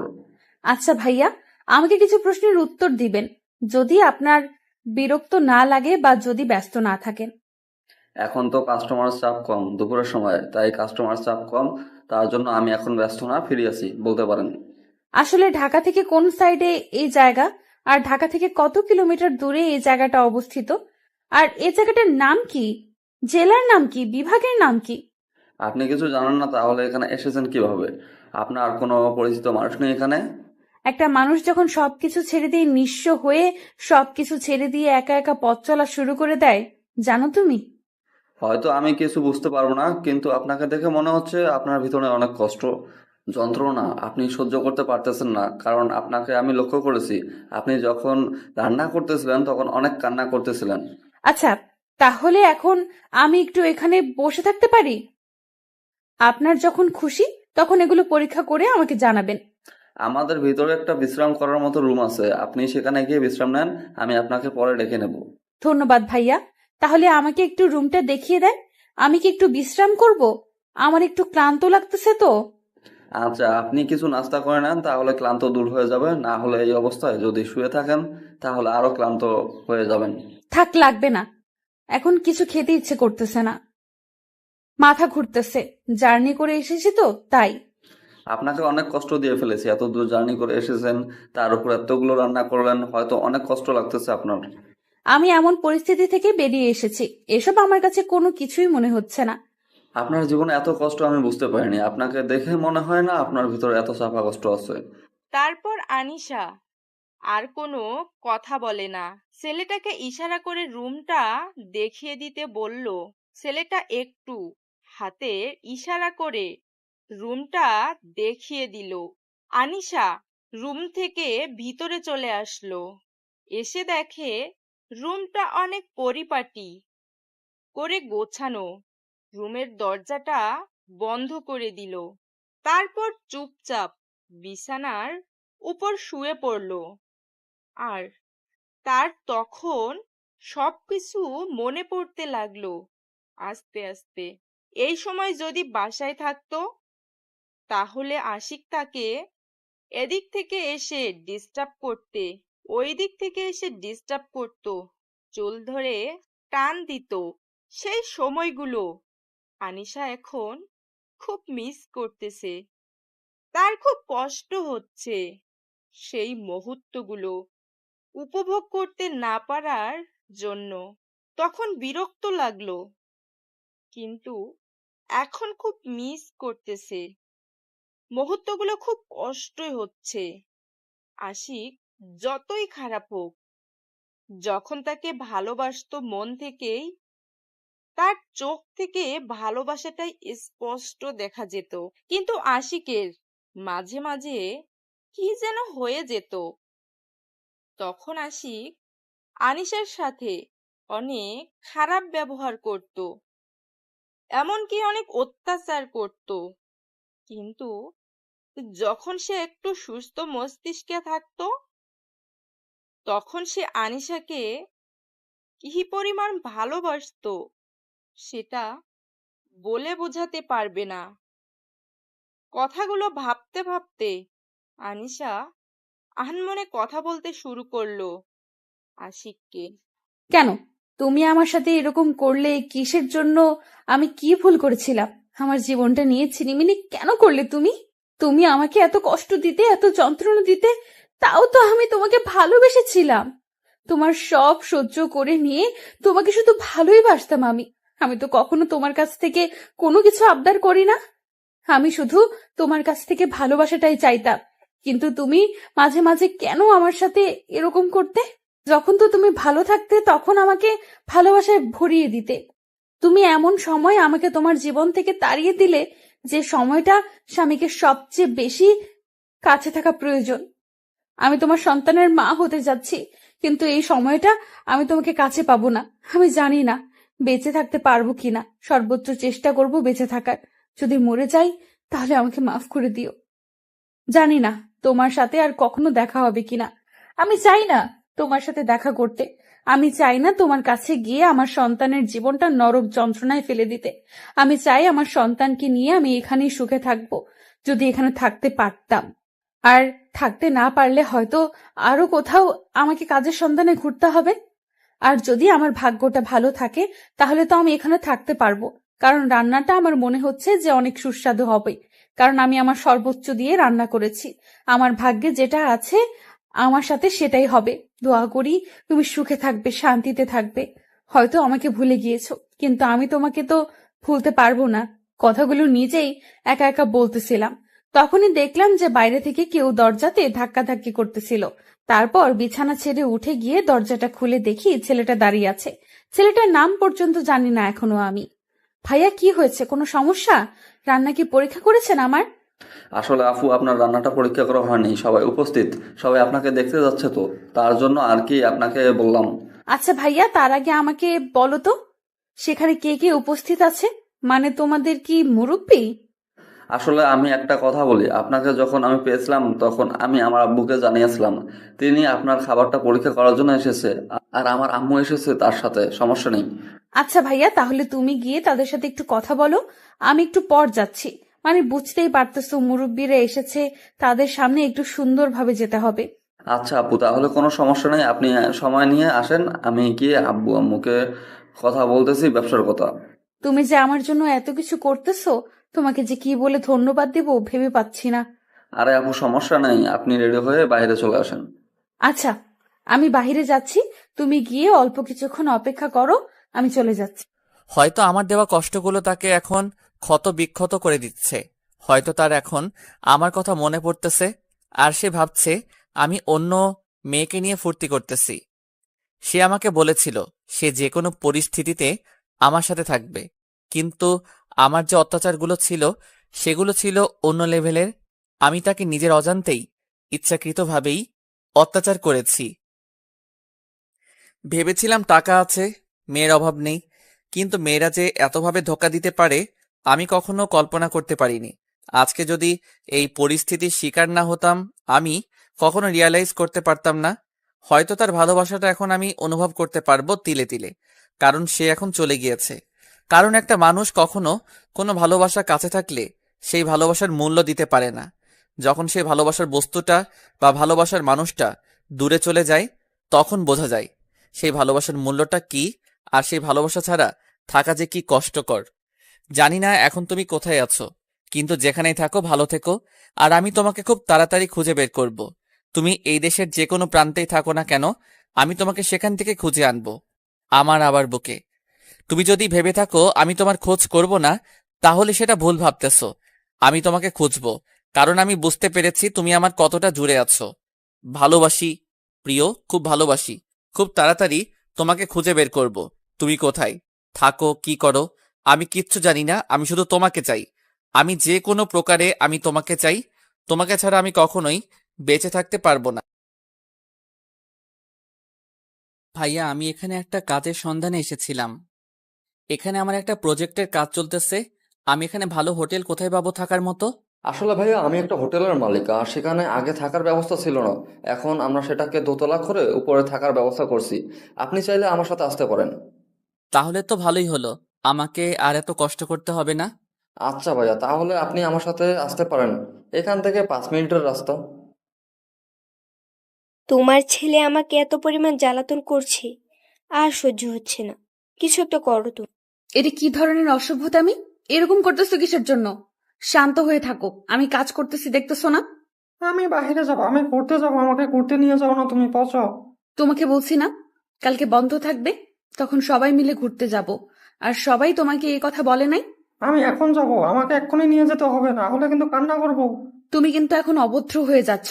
এটা আমি তোমাকে শিখাইনি, বোঝাই নাই। আমার মুখের উপর তর্ক করার সাহস তোমাকে আমি কখনো দেইনি। আবির তার আম্মুর কথা শুনে একদম চুপ হয়ে গেল। সে ভালো করেই জানে তার আম্মু তাকে যেটা বলে সেটা ভালোর জন্যেই বলে, আর তার আম্মু তাকে সব সময় অনেক আদর করে। সে যেটা আবদার করে সেটাই এনে দেয়। তাই আবির চুপ হয়ে গেল। ভদ্রতার সহিত চুপচাপ আবার দাদিমার কোলে চলে গেল। আনিশা নিশ্চিন্তেই আবার কাজে মনোযোগ দিল, কারণ তার এখন আর কোনো টেনশন হবে না। তার ছেলে যখন একবার কথা শুনেছে, সারাদিন সেই কথা পালন করবে। কিন্তু মাঝে মাঝে একটু ঝামেলা করে, ছোট বাচ্চা তো, তাই। আনিশা কাজে মন দিল। ঠিক তখনই অন্তর ডাক দিল। আপু, একটু বাইরে আসো তো, একটা লোকের সাথে যাও, তাকে তুমি উপরের রুম দেখিয়ে দাও, রুমটা ভালো মতো বুঝিয়ে দিয়ে আসো তো। ভাইয়া, আমি এখন যেতে পারবো না, কারণ রান্না বসিয়েছি আর তোমার ছোট আব্বু কান্না করতেছে। আমাকে একটু সুযোগ দাও। আচ্ছা আপু, তাহলে তুমি তোমার কাজ করো, আমি উপরে কাজ করে দিতেছি। আচ্ছা ভাইয়া, তাহলে আমি রান্নাটা শেষ করতেছি। আচ্ছা আপু, তোমাকে আর কিছু বলতে হবে না, আমি বুঝতে পেরেছি। এখন এত চাপ নেওয়ার কোনো দরকার নেই, তুমি আস্তে আস্তে রান্নার কাজটা শেষ করো। এখন লোকজন একটু কম হবে। আচ্ছা, আর যে মানুষটা এসেছে তিনি কি এখানে দুপুরে খাবে নাকি বাইরে থেকে খেয়ে এসেছে? আনিশার কথা শুনে আশিকের মনে কেমন জানি একটা চেনা কণ্ঠ উকি দিতে লাগলো। আশিকের মনের ভিতরে সেই মেয়েটার চিরচেনা কণ্ঠটা আবার ভেসে উঠল। এই মেয়েটার কথা শুনে আশিকের একটু সন্দেহ হতে লাগলো, কিন্তু কাউকে কিছু বলতে পারছে না। আসলে এখন কাকে কি বলবে, তাই সে চুপচাপ রইল আর মনের ভিতর কথাটা রেখে দিল, প্রকাশ করলো না। আচ্ছা ভাইয়া, আপনার সাথে কথা বলবো। সেই মেয়েটা আপনার কি হয়? আমার আপু হয়, কোনো সমস্যা? তার সাথে কি দেখা করবেন? ডাকবো? না না, দেখতে হবে না। ডাকবেন কিসের জন্য? আমি এমনিতে জিজ্ঞেস করলাম যে কি হয়, এর থেকে বেশি কিছু না। আর তাছাড়া আমার একটু ক্লান্ত লাগতেছে তো। আর তাকে বলে রাখবেন যে আমি তাকে আর তাকে বলে রাখবেন যে আমি দুপুর এখানে খাবো। বাইরে কোনো কিছু খেয়ে আসিনি, একটু কষ্ট করে উপরের জন্য খাবারটা দিয়ে আসে। আমাদের দায়িত্ব এটা, আমাদের কাছে এটাই পালন করতে হবে। আপনার কোনো সমস্যা হলে আমাদের জানাবেন, আমরা তাৎক্ষণিকভাবে আপনার উপকার করার চেষ্টা করব। আচ্ছা ভাইয়া, তাহলে এখন আমি উপরে যাচ্ছি। আপনি শুধু আমাকে রুমটা দেখিয়ে দিয়ে আসেন, বাকি কাজগুলো আমি করে নিতে পারবো, সমস্যা হবে না আমার। তারপর আশিককে অন্তর তার রুম দেখিয়ে দিয়ে নিচে নেমে আসলো। এসে দেখে যে তার ছোট আব্বু, মানে আনিশা আর আশিকের যে ছেলেটা আছে তাকে অন্তর সব সময় ছোট আব্বু বলে ডাকে, তার কাছে চলে গেল এবং তাকে কোলে তুলে নিয়ে আনিশার কাছে চলে আসলো। অন্তর আনিশার সাথে কোনো কথা না বলে চুপচাপ সেখানে দাঁড়িয়ে আনিশার রান্নার প্রতিভা দেখতে লাগলো। কারণ আনিশার রান্নার যে এইরকম একটা গুণ আছে সে কখনো কল্পনাও করতে পারেনি। তারা প্রথমে ভেবেছিল শহরের মেয়ে ভালো মতো রান্না করতে পারে না, কিন্তু পরে যখন তার রান্নার পরীক্ষা করলো তারা, তার রান্নার প্রতিভা দেখে সবাই মুগ্ধ হয়ে গেল। আর আনিশা আসার পর থেকে তাদের ব্যবসা এতটা লাভবান হতে ছিল, তারা যেটা কল্পনার বাইরে ছিল তাদের। তারা কখনো কল্পনা করতে পারেনি যে এই মেয়েটা তাদের ভাগ্য খুলে দিবে। আর আনিশা যখন একদম ভরপুর প্রেগনেন্ট হয়ে পড়েছিল তখন তাকে কোনো কাজ করতে দেওয়া হয়নি, নিজের বোনের মতো দেখেছিল ছেলেটা আনিশাকে। এভাবে তাকিয়ে আছিস কিসের জন্য বুঝতেছি না তো। ব্যাপার কি, কোনো কিছু বলবি? কিছু না তো, আমি তো তোমার রান্না দেখতেছিলাম আর শেখার চেষ্টা করতেছিলাম একটু। তুই আর কত আমার কাছ থেকে রান্না শিখতে চাইবি বলতো? আমি এখানে আসার পর থেকে তুই আমার রান্না শিখতে চাচ্ছিস, কিন্তু তুই মনোযোগ দিয়ে কোনো কিছুই করিস না। এখন শিখে কি করবো? তুমি তো থাকবে, চলে যাচ্ছ না তো, এখানেই থাকবে তাই না? অনেক সময় পড়ে আছে শেখার জন্য, শিখে নেবো। সেটা অবশ্য ঠিক বলেছিস। এবার তোর একটা গতি করতে হবে, তোর জন্য তো একটা লাল টুকটুকে বউ এনে দিতে হবে। একা একা আর কতদিন থাকবি? আমার কথা বাদ দাও, তুমি কবে আমার জিজুকে এনে দিবা সেটা বলো। ছেলেটা তো আর একা একা বড় হবে না, তাই বাবার প্রয়োজন হবে। আমার ছেলেকে বড় করতে আমি একাই যথেষ্ট, আমার সঙ্গীর প্রয়োজন হবে না। আমি চাই না আর কারো জীবনে জড়িয়ে যেতে। তাই বলে তুমি এভাবে সারা জীবন অপেক্ষা করবে সেই মানুষটার জন্য? আমি কারোর জন্য অপেক্ষা করি না, আমি আমার গতিতে চলি। তুই ভালো করে জানিস আমি কারোর জন্য অপেক্ষা করি না। আমি আমার ছেলেকে নিয়ে সারা জীবন কাটিয়ে দেওয়ার স্বপ্ন দেখেছি, যখন শহর ছেড়ে গ্রামে চলে এসেছিলাম তখন থেকেই। আচ্ছা, আমার ভুল হয়ে গিয়েছে, আর আমি কখনো এই কথাগুলো বলবো না, কারণ তোমার মন খারাপ হয়ে যায়। আমি লক্ষ্য করেছি অনেক দিন, তাই আর তোমাকে এই কথাগুলো আমি বলতে চাচ্ছি না। আচ্ছা, ছেলেটা কোথায় থেকে এসেছে? তাকে দেখে কি মনে হয় যে এখানে থাকতে এসেছে নাকি এমনিতেই 2 দিন থেকে চলে যাবে? দেখে তো মনে হলো থাকবে, মনে হচ্ছে। দেখি পরে কথা বলবো, সমস্যা নেই। টাকার কথা বলেছিস, অনেক তো হলো। এভাবে অনেক মানুষ তো ফাঁকিবাজি করে চলে গিয়েছে, তাই আর মানুষকে এভাবে প্রশ্রয় দেওয়া হবে না। আমি বাইরে গেলাম, তুমি একটু কষ্ট করে খাবারগুলো তার ঘরে পৌঁছে দিও আর টাকার কথা বলে এসো। আচ্ছা, দুজনে তো বেরিয়ে যাচ্ছিস, বেরিয়ে গেলে তো তোদের খোঁজ খবর কিচ্ছু পাওয়া যাবে না। তাড়াতাড়ি ফিরে আসিস, বুঝছিস? মামা ভাগ্নে যেখানে আপদ বিপদ নেই সেখানে, আমরা একসাথে যতক্ষণ আসছি আমাদের কোনো আপদ বিপদ আসবে না আল্লাহর রহমতে। সেটা না হয় বুঝলাম, কিন্তু তাড়াতাড়ি ফিরে আসিস, বুঝছিস? কথাটা বলে অন্তর আবিরকে নিয়ে বেরিয়ে পড়ল। আনিশা আবার রান্নার কাজে ব্যস্ত হয়ে পড়ল। রান্নার কাজ শেষ করে সবকিছু ঠিকঠাক রেখে রুমে চলে আসলো গোসল করে। অনেকক্ষণ যাবত রান্না করতেছিল, তো প্রচুর গরম লেগেছে, তাই গোসলটা করে নিল। এখনই তারপর সবকিছু ঠিকঠাক করে বাইরে বেরিয়ে আসলো। এসে উপরে যে মানুষটা আছে তার জন্য খাবার সুন্দর করে রেডি করতে লাগলো। আজকে আনিশা আর আশিকের মাঝে এমন একটা ঘটনা হতে চলেছে যেটা তারা কখনোই কল্পনা করেনি, যে এরকম একটা দিন আসবে আবার তাদের মাঝে। এদিকে আশিক রুমটাকে সুন্দর করে পরিপাটি করে সাজিয়ে নিয়েছে, কারণ তাকে এখানে 2 মাসের মতো থাকতে হবে। তার জন্য সে তার বসের কাছ থেকে কিছু টাকা বেশি নিয়ে এসেছে। যে ছেলেটা একদিন কর্মচারী চালাতো, সেই ছেলেটা এখন অন্যের অফিসে কাজ করে। ভাগ্য যে কখন কাকে কোন প্রান্তে এগিয়ে নিয়ে দাঁড় করিয়ে দেবে সেটা বোঝা বড়ই মুশকিল। তারপর আনিশা খাবারগুলো নিয়ে উপরে চলে আসলো, আর আশিক এদিকে রুমে বসে তার ল্যাপটপে অফিসের কাজ করতেছে। আশিক কাজ করতেছিল, তখনই আনিশা বাইরে থেকে এসে কলিং বেলটা বাজিয়ে দিল। আশিক তার ল্যাপটপ রেখে দরজা খোলার জন্য এগিয়ে আসতে লাগলো। তারপর আশিকের রুমের দরজাটা খুলে দিয়ে মাথা নিচু করে রয়েছে, তাই সামনে থাকা মানুষটা কাছে থেকে না দেখেই খাবারগুলো হাতে নিয়ে নিল। আর এদিকে আনিশা, সেও মাথা নিচু করে আছে, কোনো কথা বলতেছে না, খাবার প্লেট এগিয়ে দিয়ে দাঁড়িয়ে আছে। আপনি কি এখানে থাকবেন নাকি 2 দিনের ভেতর চলে যাবেন? যদি 2-1 দিনের ভেতরে চলে যান তাহলে যে টাকাটা হয় সেটা এখন অগ্রিম দিতে হবে। আনিশার কথা শুনে আশিক চোখ তুলে সামনের দিকে তাকিয়ে যে মানুষটাকে দেখতে পেল, সে কল্পনা করতে পারেনি যে এইভাবে তার এই প্রিয় মুখটা সে দেখতে পারবে। আনিশার এই রকম অবস্থা আশিক কখনো কল্পনা করতে পারেনি যে সেই মানুষটার সাথে আবার দেখা হবে। তুমি এখানে কাজ করতেছো? আপনার কোথাও ভুল হচ্ছে মনে হয়। আর আপনি কি বলতেছেন আবোল তাবোল? আমি আপনাকে টাকার কথা বলতেছি। আমাকে চিনেও না, না চেনার ভান করতেছো, এটা কিন্তু ঠিক না। কতদিন পর তোমার দেখা পেলাম আর তুমি আমার সাথে এরকম ব্যবহার করতেছো? আজীব কথা বলেছেন আপনি। আমি আপনাকে চিনি না, না চেনার ভান করব কিসের জন্য? আপনাকে তো আমি কখনো দেখিইনি। দেখো আনিসা, আমি তখন ভুল করেছিলাম, আমার ভুলের প্রায়শ্চিত্ত হয়েছে। আমি তোমাকে পুরো বাংলাদেশে খুঁজতেছি। আপনার কোথাও ভুল হচ্ছে। আপনি প্লিজ যদি আমার প্রশ্নের উত্তরটা দিয়ে দেন তাহলে খুব ভালো হয়। তুমি কেন আমার সাথে এরকম করতেছো? কেন আমাকে দেখেও না দেখার ভান করতেছো? কেন আমাকে চিনেও না চেনার ভান করতেছো? আমার সাথে এত রাগ তোমার? আমার ফালতু কথা বলার সময় নেই। আমি এখানে কাজ করি, আমাকে সময় অনুযায়ী সব কাজ করতে হয়, তাই আমার কাছে সময় একটা মূল্যবান সম্পদ। দেখো, তুমি আমাকে ভুল বুঝতেছো, প্লিজ ক্ষমা করে দাও না।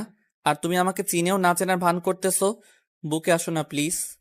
আনিশার অনেক ইচ্ছা করতেছে আশিককে জড়িয়ে ধরে তার বুকের যত যন্ত্রণা আছে, যত চাওয়া আছে সব মিটিয়ে নিতে, কিন্তু সে কখনোই এটা করবে না। আর আনিশার ভিতরটা পুড়ে যাচ্ছে, হাহাকার করতেছে। আজকে সামনে পেয়ে তাকে বুকে নিতে পারছে না, কোনো এক দ্বিধার কারণে। সে মনে মনে নিজেকে তৈরি করতেছে, সে মনে মনে অনেক কঠোর হতেছে। সে নিজেকে নিজে বলতেছে এভাবে ভেঙে পড়লে কখনোই সে পৃথিবীতে বেঁচে থাকতে পারবে না। তাকে অনেক কঠিন কথা বলতে হবে, কঠিনের থেকেও কঠিন। তে কথা না বলে কোথায় যাচ্ছ? আমার সাথে তোমাকে কথা বলতে হবে, আর আমার প্রশ্নের উত্তর তোমাকে দিতেই হবে। আমি কারো কথা শুনতে বাধ্য না, আর আপনাকে যেটা বলেছি সেটার উত্তর দেন। আপনি কি এখানে থাকবেন নাকি চলে যাবেন 2-1 দিনের মধ্যে? এই নাও তোমার টাকা, আর এখন আমার কথার উত্তর দাও তুমি, না হলে কিন্তু কি করব ভেবে পাচ্ছি না। এভাবে কথা বললে কিন্তু এখান থেকে জীবিত ফিরে যেতে পারবে না। বুঝতে পারতেছেন? এখানেই মেরে গুম করে দেব। তুমি কেন আমার সাথে এরকম করতেছো? আমি কি ক্ষমা পাওয়ার যোগ্য না? আমাকে কি ক্ষমা করা যায় না? আপনি আজব কথাবার্তা বলতেছেন। কারণ হচ্ছে যে আমি আপনাকে যেহেতু চিনিই না, তাহলে আপনার কিসের উত্তর দেব আমি বুঝি না। দেখো, মাথা গরম করাবে না কিন্তু। এতদিন তোমাকে খুঁজেছি, পাইনি, আর আজকে পেয়েছি। আর আজকে তুমি নাটক শুরু করে দিয়েছো। ক্ষমা করবে কিনা সেটা বলো। আপনি কিন্তু একটু বাড়াবাড়ি করতেছেন। এটা কিন্তু কখনোই ঠিক না। আপনি আমার সাথে এরকম বাড়াবাড়ি করতে পারেন না, যেহেতু আমি আপনাকে চিনি না। তুমি আমার সাথে এরকম ব্যবহার করতে পারো না। তুমি এখানে দাঁড়িয়ে আমার সাথে কথা বলবে। চলে যাচ্ছ কিসের জন্য শুনি? ভুল করেও আমার পেছনে পেছনে আসবেন না, তাহলে কিন্তু খবর খারাপ হবে বলে দিলাম। এখান থেকে বেঁচে ফিরতে পারবেন না। প্লিজ আমাকে মাফ করে দাও, না হলে আমি বাঁচতে পারবো না। প্লিজ আমাকে মাফ করে দাও। আমি বুঝতে পেরেছি তোমাকে ছাড়া থাকা আমার কতটা কষ্টকর। কেন আপনি আমার সাথে এরকম ব্যবহার করতেছেন? বলতেছি তো আমি আপনাকে চিনি না, তারপরও কেন আপনি আমার সাথে এরকম জোর জবরদস্তি করতেছেন বুঝি না। আমি বুঝতে পেরেছি তোমাকে ছাড়া আমার চলবে না। কখনো তুমি জানো এই 4টা বছর আমি বুঝতে পেরেছি তোমাকে ছাড়া আমার চলবে না কখনো। তুমি জানো এই 4টা বছর আমার কিভাবে কেটেছে? আমার ভিতরে কতটা জ্বালা যন্ত্রণা গিয়েছে। প্রতিটা দিন, প্রতিটা রাত আমি তোমাকে পুরো বাংলাদেশ তন্ন তন্ন করে খুঁজেছি। আমার যত পরিচিত মানুষ ছিল সবাইকে তোমার ছবি সেন্ড করেছি, শুধু তোমাকে খুঁজে পাওয়ার জন্য। কিন্তু তোমার খোঁজ পাইনি আমি। এত তাড়াতাড়ি আমাকে পাওয়ার জন্য এত আকুলতা কিসের জন্য? আমি তো গ্রামের খ্যাত মার্কা একটা মেয়ে, আর আপনার মায়ের কাছে একজন কাজের মেয়ে। আপনার কাছে শুধু একজন ভোগ্যপণ্য। আর আপনার তো কোটিপতি মেয়ে আছে, তাহলে আমাকে লাগবে কিসের জন্য? তুমি বিশ্বাস করো, সেদিনের পর আমি রিয়ালাইজ করতে পেরেছি যে তুমি ছাড়া আমি কতটা একা। তোমাকে ছাড়া আমি কখনোই চলতে পারবো না এতটা পথ। এতদিন যেহেতু চলতে পেরেছেন, তাহলে এখনো চলতে পারবেন, কোনো সমস্যা হবে না। আমাকে আমার মতো থাকতে দেন, আর আপনি আপনার মতো এখানে কাউকে বলবেন না যে আপনি আমার সেই অতীত। তুমি এরকম করতেছো কিসের জন্য? চলো না ফিরে যাই আমরা আমাদের আগের বাসায়, আগের ঠিকানায়। তুমি কেন আমাকে এভাবে অবহেলা করতেছো? আমি বুঝতে পারতেছি না। তোমাকে তখন আমি ধোকা দিয়েছি, তোমাকে কষ্ট দিয়েছি, তোমাকে অত্যাচার করেছি, তোমাকে নানা ধরনের কটু কথা বলেছি। সেটা কখনো সম্ভব না। আমি কখনো আপনার জীবনে আর ফিরে যেতে পারবো না। আমার পক্ষে সম্ভব না। আমাকে মাফ করবেন। তুমি কেন বুঝতে পারতেছো না? আমি সত্যি তোমাকে ভালোবাসি। তোমাকে ছাড়া আমি আর চলতে পারবো না। এতদিন যে আমি কি কষ্টটা পেয়েছি, আজকে তোমাকে দেখার পর জানো আমার বুকে কি একটা শান্তি বিরাজ করতেছে। আমি বলতেছি আপনি আমার পেছনে আর কখনোই আসবেন না। এখন থেকে আমাদের আর কখনো কথা হবে না, এখানেই শেষ। কি বলতেছো এসব কথা? আমি বুঝতেছি না। আমি তোমাকে ছাড়া থাকতে পারবো না। প্লিজ তুমি আমাকে মাফ করে দাও। প্লিজ প্লিজ প্লিজ, আমি তোমার হাতে ধরে বলতেছি, তাও তুমি আমাকে মাফ করো। এখানে কিন্তু সিন ক্রিয়েট করতেছেন আপনি। যে কেউ দেখে ফেললে আমার মান সম্মান চলে যাবে। এখানে সম্মানী ব্যক্তি একজন আমি। সবাই তো আমাদের পরিচয়টা জানে না, তার জন্য হয়তো এরকম ভাববে, কিন্তু আমাদের তো যায় আসে না, তাই না? আমরা স্বামী স্ত্রী। কিসের স্বামী স্ত্রী? আমরা কোনো সময় স্বামী স্ত্রী না। আপনি আমার সাথে কোনো কথা বলবেন না। এখান থেকে চলে যান বলছি। আর যদি থাকতে চান তাহলে আপনি আপনার মতো থাকেন, আর আমার মতো আমাকে থাকতে দেন। আমাকে এখন ডিস্টার্ব করবেন না। আপু, তুমি এখানে কি করতেছো? আর এই মানুষটাকে কি চেনো? নাকি তোমাদের কথা কিছু শুনলাম তাতে মনে হচ্ছে তোমরা একে অপরকে চেনো? সেরকম কিছু না, আমরা এমনিতেই কথা বলতেছিলাম টাকার বিষয় নিয়ে।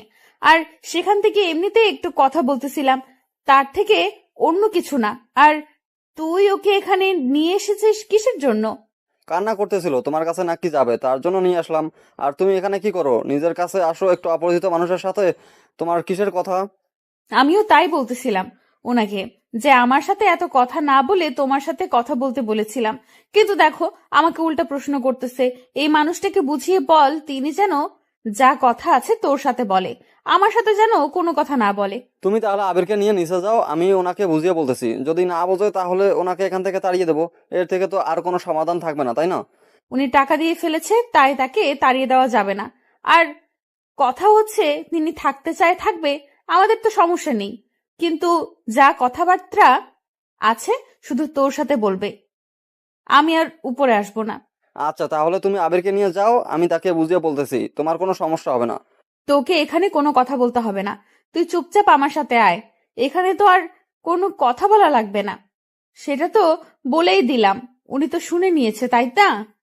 ছেলেটা কিন্তু অনেক কিউট হয়েছে। আর কতদিন এভাবে চলবে? সে তো একা একা আর বড় হতে পারবে না। লোকটা কি বলতেছে আপু, আর আমি কি ধরে নিতে পারি এই ব্যক্তি তোর অতীত? তোকে এখানে থাকতে হবে না, তুই চল তো আমার সাথে।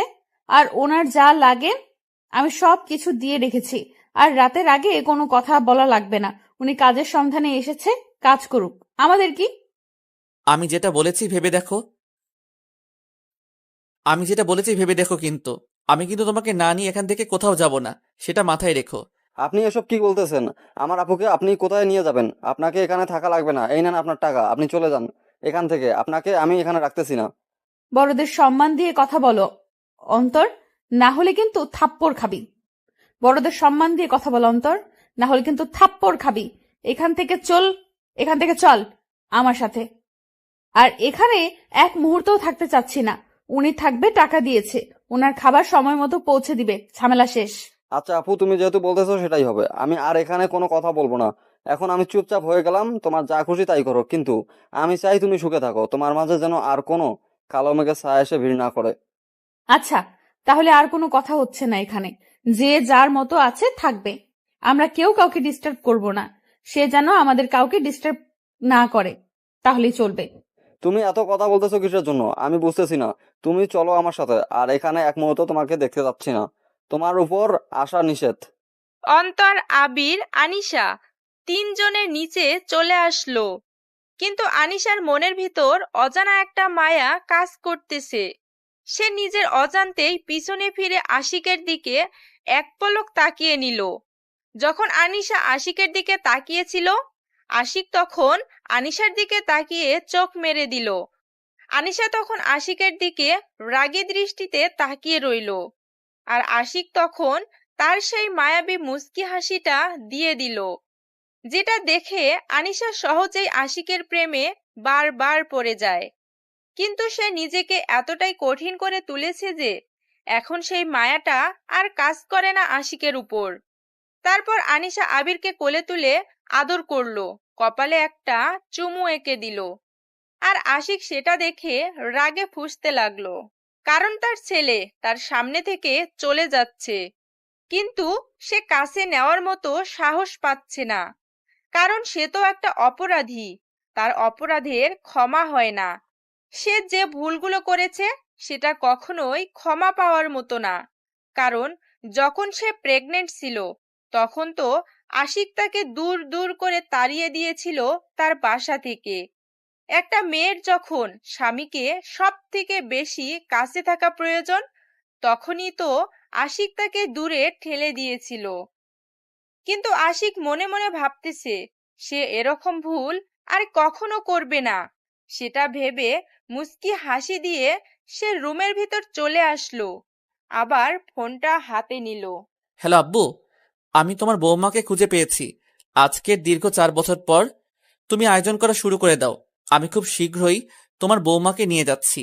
কি বলতেছিস, সত্যি নাকি? আমার বৌমাকে তুই খুঁজে পেয়েছিস? আর তার এখন কি অবস্থা? আমি তার কাছে যাব, তুই আমাকে ঠিকানা সেন্ড কর, আমি আজকে রওনা দেব। তোমাকে এখানে আসতে হবে না, আমি খুব তাড়াতাড়ি তাকে নিয়ে বাসায় ফিরে আসব। আর তুমি টেনশন করবে না। আর তোমার একটা ফুটফুটে নাতি আছে। কি বলতেছিস তুই, সত্যি নাকি? এটা তাহলে তো আমি আর এখানে থাকছি না। তুই কোথায় আছিস? আমাকে তাড়াতাড়ি ঠিকানা সেন্ড কর, আমি এক্ষুনি রওনা দেব। আচ্ছা, আমি তোমাকে মেইল করে ঠিকানা সবকিছু পাঠিয়ে দিচ্ছি, তুমি এসে তাদেরকে একটু ম্যানেজ করো। তোমার বৌমা আমার উপর অনেক রাগ করে আছে, যার জন্য আমার সাথে কথাই বলতেছে না। তোর বাপ থাকতে তোকে এত টেনশন করতে হবে না, আমি যাচ্ছি তো, দেখবি সব ঠিকঠাক হয়ে যাবে। আর তুই তাকে নিয়ে ফিরে আসতে পারবি, আর আমি একটা খেলার সঙ্গী পেলাম। আচ্ছা আব্বু, তাহলে তোমার সাথে পরে কথা হবে। এখন আমি ফোনটা রাখতেছি, তোমার সাথে পরে কথা বলবো এই বিষয় নিয়ে। আর তোমাকে ঠিকানা সেন্ড করতেছি, তুমি চলে আসো। কি নিয়ে এত টেনশন করতেছো তুমি, বুঝতেছি না, এত সমস্যা কিসের? আমি আবার কি নিয়ে টেনশন করব? আমি তো ঠিক আছি। আর আমাকে দেখে কি মনে হচ্ছে আমি টেনশনে আছি? এখন আমাকে কাজ করতে হবে, আমাকে কাজ করতে দে। আপু, দুলাভাই কিন্তু দেখতে অনেক হ্যান্ডসাম, দেখতে সত্যিই অনেক সুন্দর, তাই না? তুই যদি আর একবার আমার সামনে এমন নোংরা মানসিকতার কথা তুলেছিস তাহলে কিন্তু তোর খবর আছে বলে দিলাম। তাই সাবধানে থাকিস, আর ওই মানুষটার সাথে কোনো কথা বলবি না। তুই শুধু কাজের কথা ছাড়া অন্য কোনো আজাইরা কথা তো বলবিই না। আচ্ছা আপু, তুমি যা বলবে তাই হবে, আমি কোনো কথা বলবো না, আমি চুপচাপ থাকবো, শুধু কাজের কথাই বলবো। এখন তাহলে তুমি কাজ করো, আমি আমার আব্বুর সাথে খেলা করি। তুমি এদিকে আসো, তোমার সাথে কথা আছে। আপনাকে আমি কি বলেছিলাম আপনি আমার সাথে কথা বলবেন না, তারপরেও কেন আপনি এখানে এসেছেন? বললাম না কথা আছে। এত কথা বাড়াও কিসের জন্য? আমি কাজ করতেছি এখন, এখন আমি কোথাও যেতে পারবো না। আপনার সাথে আমার কোনো কথা নেই। আচ্ছা, আমার সাথে তোমার কোনো কথা বলতে হবে না। আমি আমার ছেলেকে নিয়ে যাচ্ছি, পারলে তুমি আটকে দিও আমাকে। কি বললেন? আরেকবার বলুন তো শুনি। আপনাকে এখানে আমি মেরে ফেলবো তাহলে। আমার সন্তানের দিকে যদি নজর দিয়েছেন। সন্তানটা তোমার একার না, তাই না? আমি যদি এখন কোর্টে যাই তাহলে কিন্তু আমার পক্ষে রায় দেবে। তার থেকে আমি কোনো ঝামেলা করতে চাচ্ছি না। আমি চাই না আপনার সাথে কোনো ধরনের ঝামেলা বাড়াতে। আপনি শুধু আমার লাইফ থেকে সরে গেলেই হবে। আমি আপনার কাছ থেকে ক্ষমা চাচ্ছি। এখন সব তোমার হাতে। তুমি কি আমার সাথে যাবে নাকি এখানে থাকবে? যদি এখানে থাকতে চাও তাহলে আমি আমার সন্তানকে নিয়ে যাব। কেন এরকম করতেছেন? আপনি তো চেয়েছিলেন যে আমি আপনার লাইফ থেকে সরে যাই। আমি তো সরে এসেছিলাম, তারপরও কেন আপনি আমার সাথে এমন করবেন? আমি এত কথা বলতে পারবো না। আব্বু আসতেছে এখানে, তুমি রেডি থেকো। আব্বু আসার পর আমরা এখান থেকে বেরিয়ে পড়ব। তোর এত বড় কলিজা, আমার আপুকে হুমকি দিচ্ছিস? তোকে আমি এখানে জ্যান্ত পুঁতে ফেলবো। দেখো ভাইয়া, তোমার সাথে আমার কোনো শত্রুতা নেই। এখানে তুমি তাকে আশ্রয় দিয়েছিলে, তাকে কাজের মেয়ের মতো খাটিয়ে দিয়েছো। আপনার এত বড় সাহস আমার আপুর নামে এরকম কথা বলতেছেন? আমি আমার আপুকে সবসময় মাথায় তুলে রেখেছি। সেটা তো আমি দেখতে পাচ্ছি, কি করতেছেন আর কি না করতেছেন। এখন কোনো কথা বলবেন না। এখানে আমাদের স্বামী স্ত্রীর মাঝখানে। কিসের স্বামী স্ত্রী? যখন আমার আপু মৃত্যু পথযাত্রী ছিল তখন কোথায় ছিল এই দাবি আপনার? তখন কোথায় ছিল এইরকম বাবা হওয়ার অধিকার? আমি তার জন্য ক্ষমা প্রার্থী। আমি সত্যি অনেক বড় অপরাধ করেছি। আমি তার সাথে অনেক বড় অন্যায় করেছি। আমি তার কাছে জোরহাত করে ক্ষমা চাইছি, তারপর সে কেন আমাকে ক্ষমা করবে না? কেন, মানুষকে কি ক্ষমা করা যায় না? তার জন্য একটা মানুষের উপর চাপ প্রয়োগ করে তাকে এখান থেকে নিয়ে যেতে পারেন না। তিনি যদি যেতে চান তাহলে যাবে, আর যদি যেতে না চায় আপনার বাপেরও কাটাম নেই আপুকে এখান থেকে নিয়ে যাওয়া। দেখো ভাইয়া, তোমার সাথে আমি রাগারাগি করতে চাচ্ছি না। তুমি যেটা বলতেছো তোমার দিক দিয়ে ঠিক হচ্ছে, কিন্তু আমি যেটা করতেছি আমার দিক দিয়ে ঠিক আছে, কারণ আমি অপরাধী। তাই তুমি যেটা বলবে সেটা এখন আমাকে মাথা পেতে নিতে হবে। ভাইয়া, এরকম অমানুষের সাথে কথা বলে কোনো লাভ হবে না। তার থেকে তুই তোর কাজে মন দে, আমি আমার কাজ করতেছি। আর ওনাকে এখান থেকে চলে যেতে বল। আচ্ছা আপু, তুমি যেটা বলবে সেটাই হবে। ভাইয়া, আপনি এখান থেকে চলে যান, আমাদের কাজের ডিস্টার্ব হচ্ছে। আপনি এখানে থাকলে আমাদের কাস্টমাররা কি ভাববে বলেন তো? পরিবেশটা নষ্ট হয়ে যাচ্ছে আমাদের এখানকার। আচ্ছা ভাইয়া, আমি কালকে চলে যাচ্ছি, কিন্তু আমি বউ আর সন্তানকে নিয়ে যাব। আমার আব্বু এখানে একটু পরে এসে পৌঁছাবে। আমি তখন এখান থেকে আমার সন্তানকে নিয়ে যেতে যাচ্ছি। আশা করি কেউ মানা করবে না।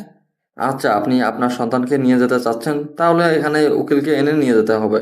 কারণ আমরা এলাকার মানুষ সবাই জানি এই আপুটা কত কষ্ট করে তার সন্তানকে লালন পালন করেছে। আপনি এসে বললেন আর আমরা তাকে যেতে দিলাম, এত সহজ না। আচ্ছা তাহলে তাই হবে।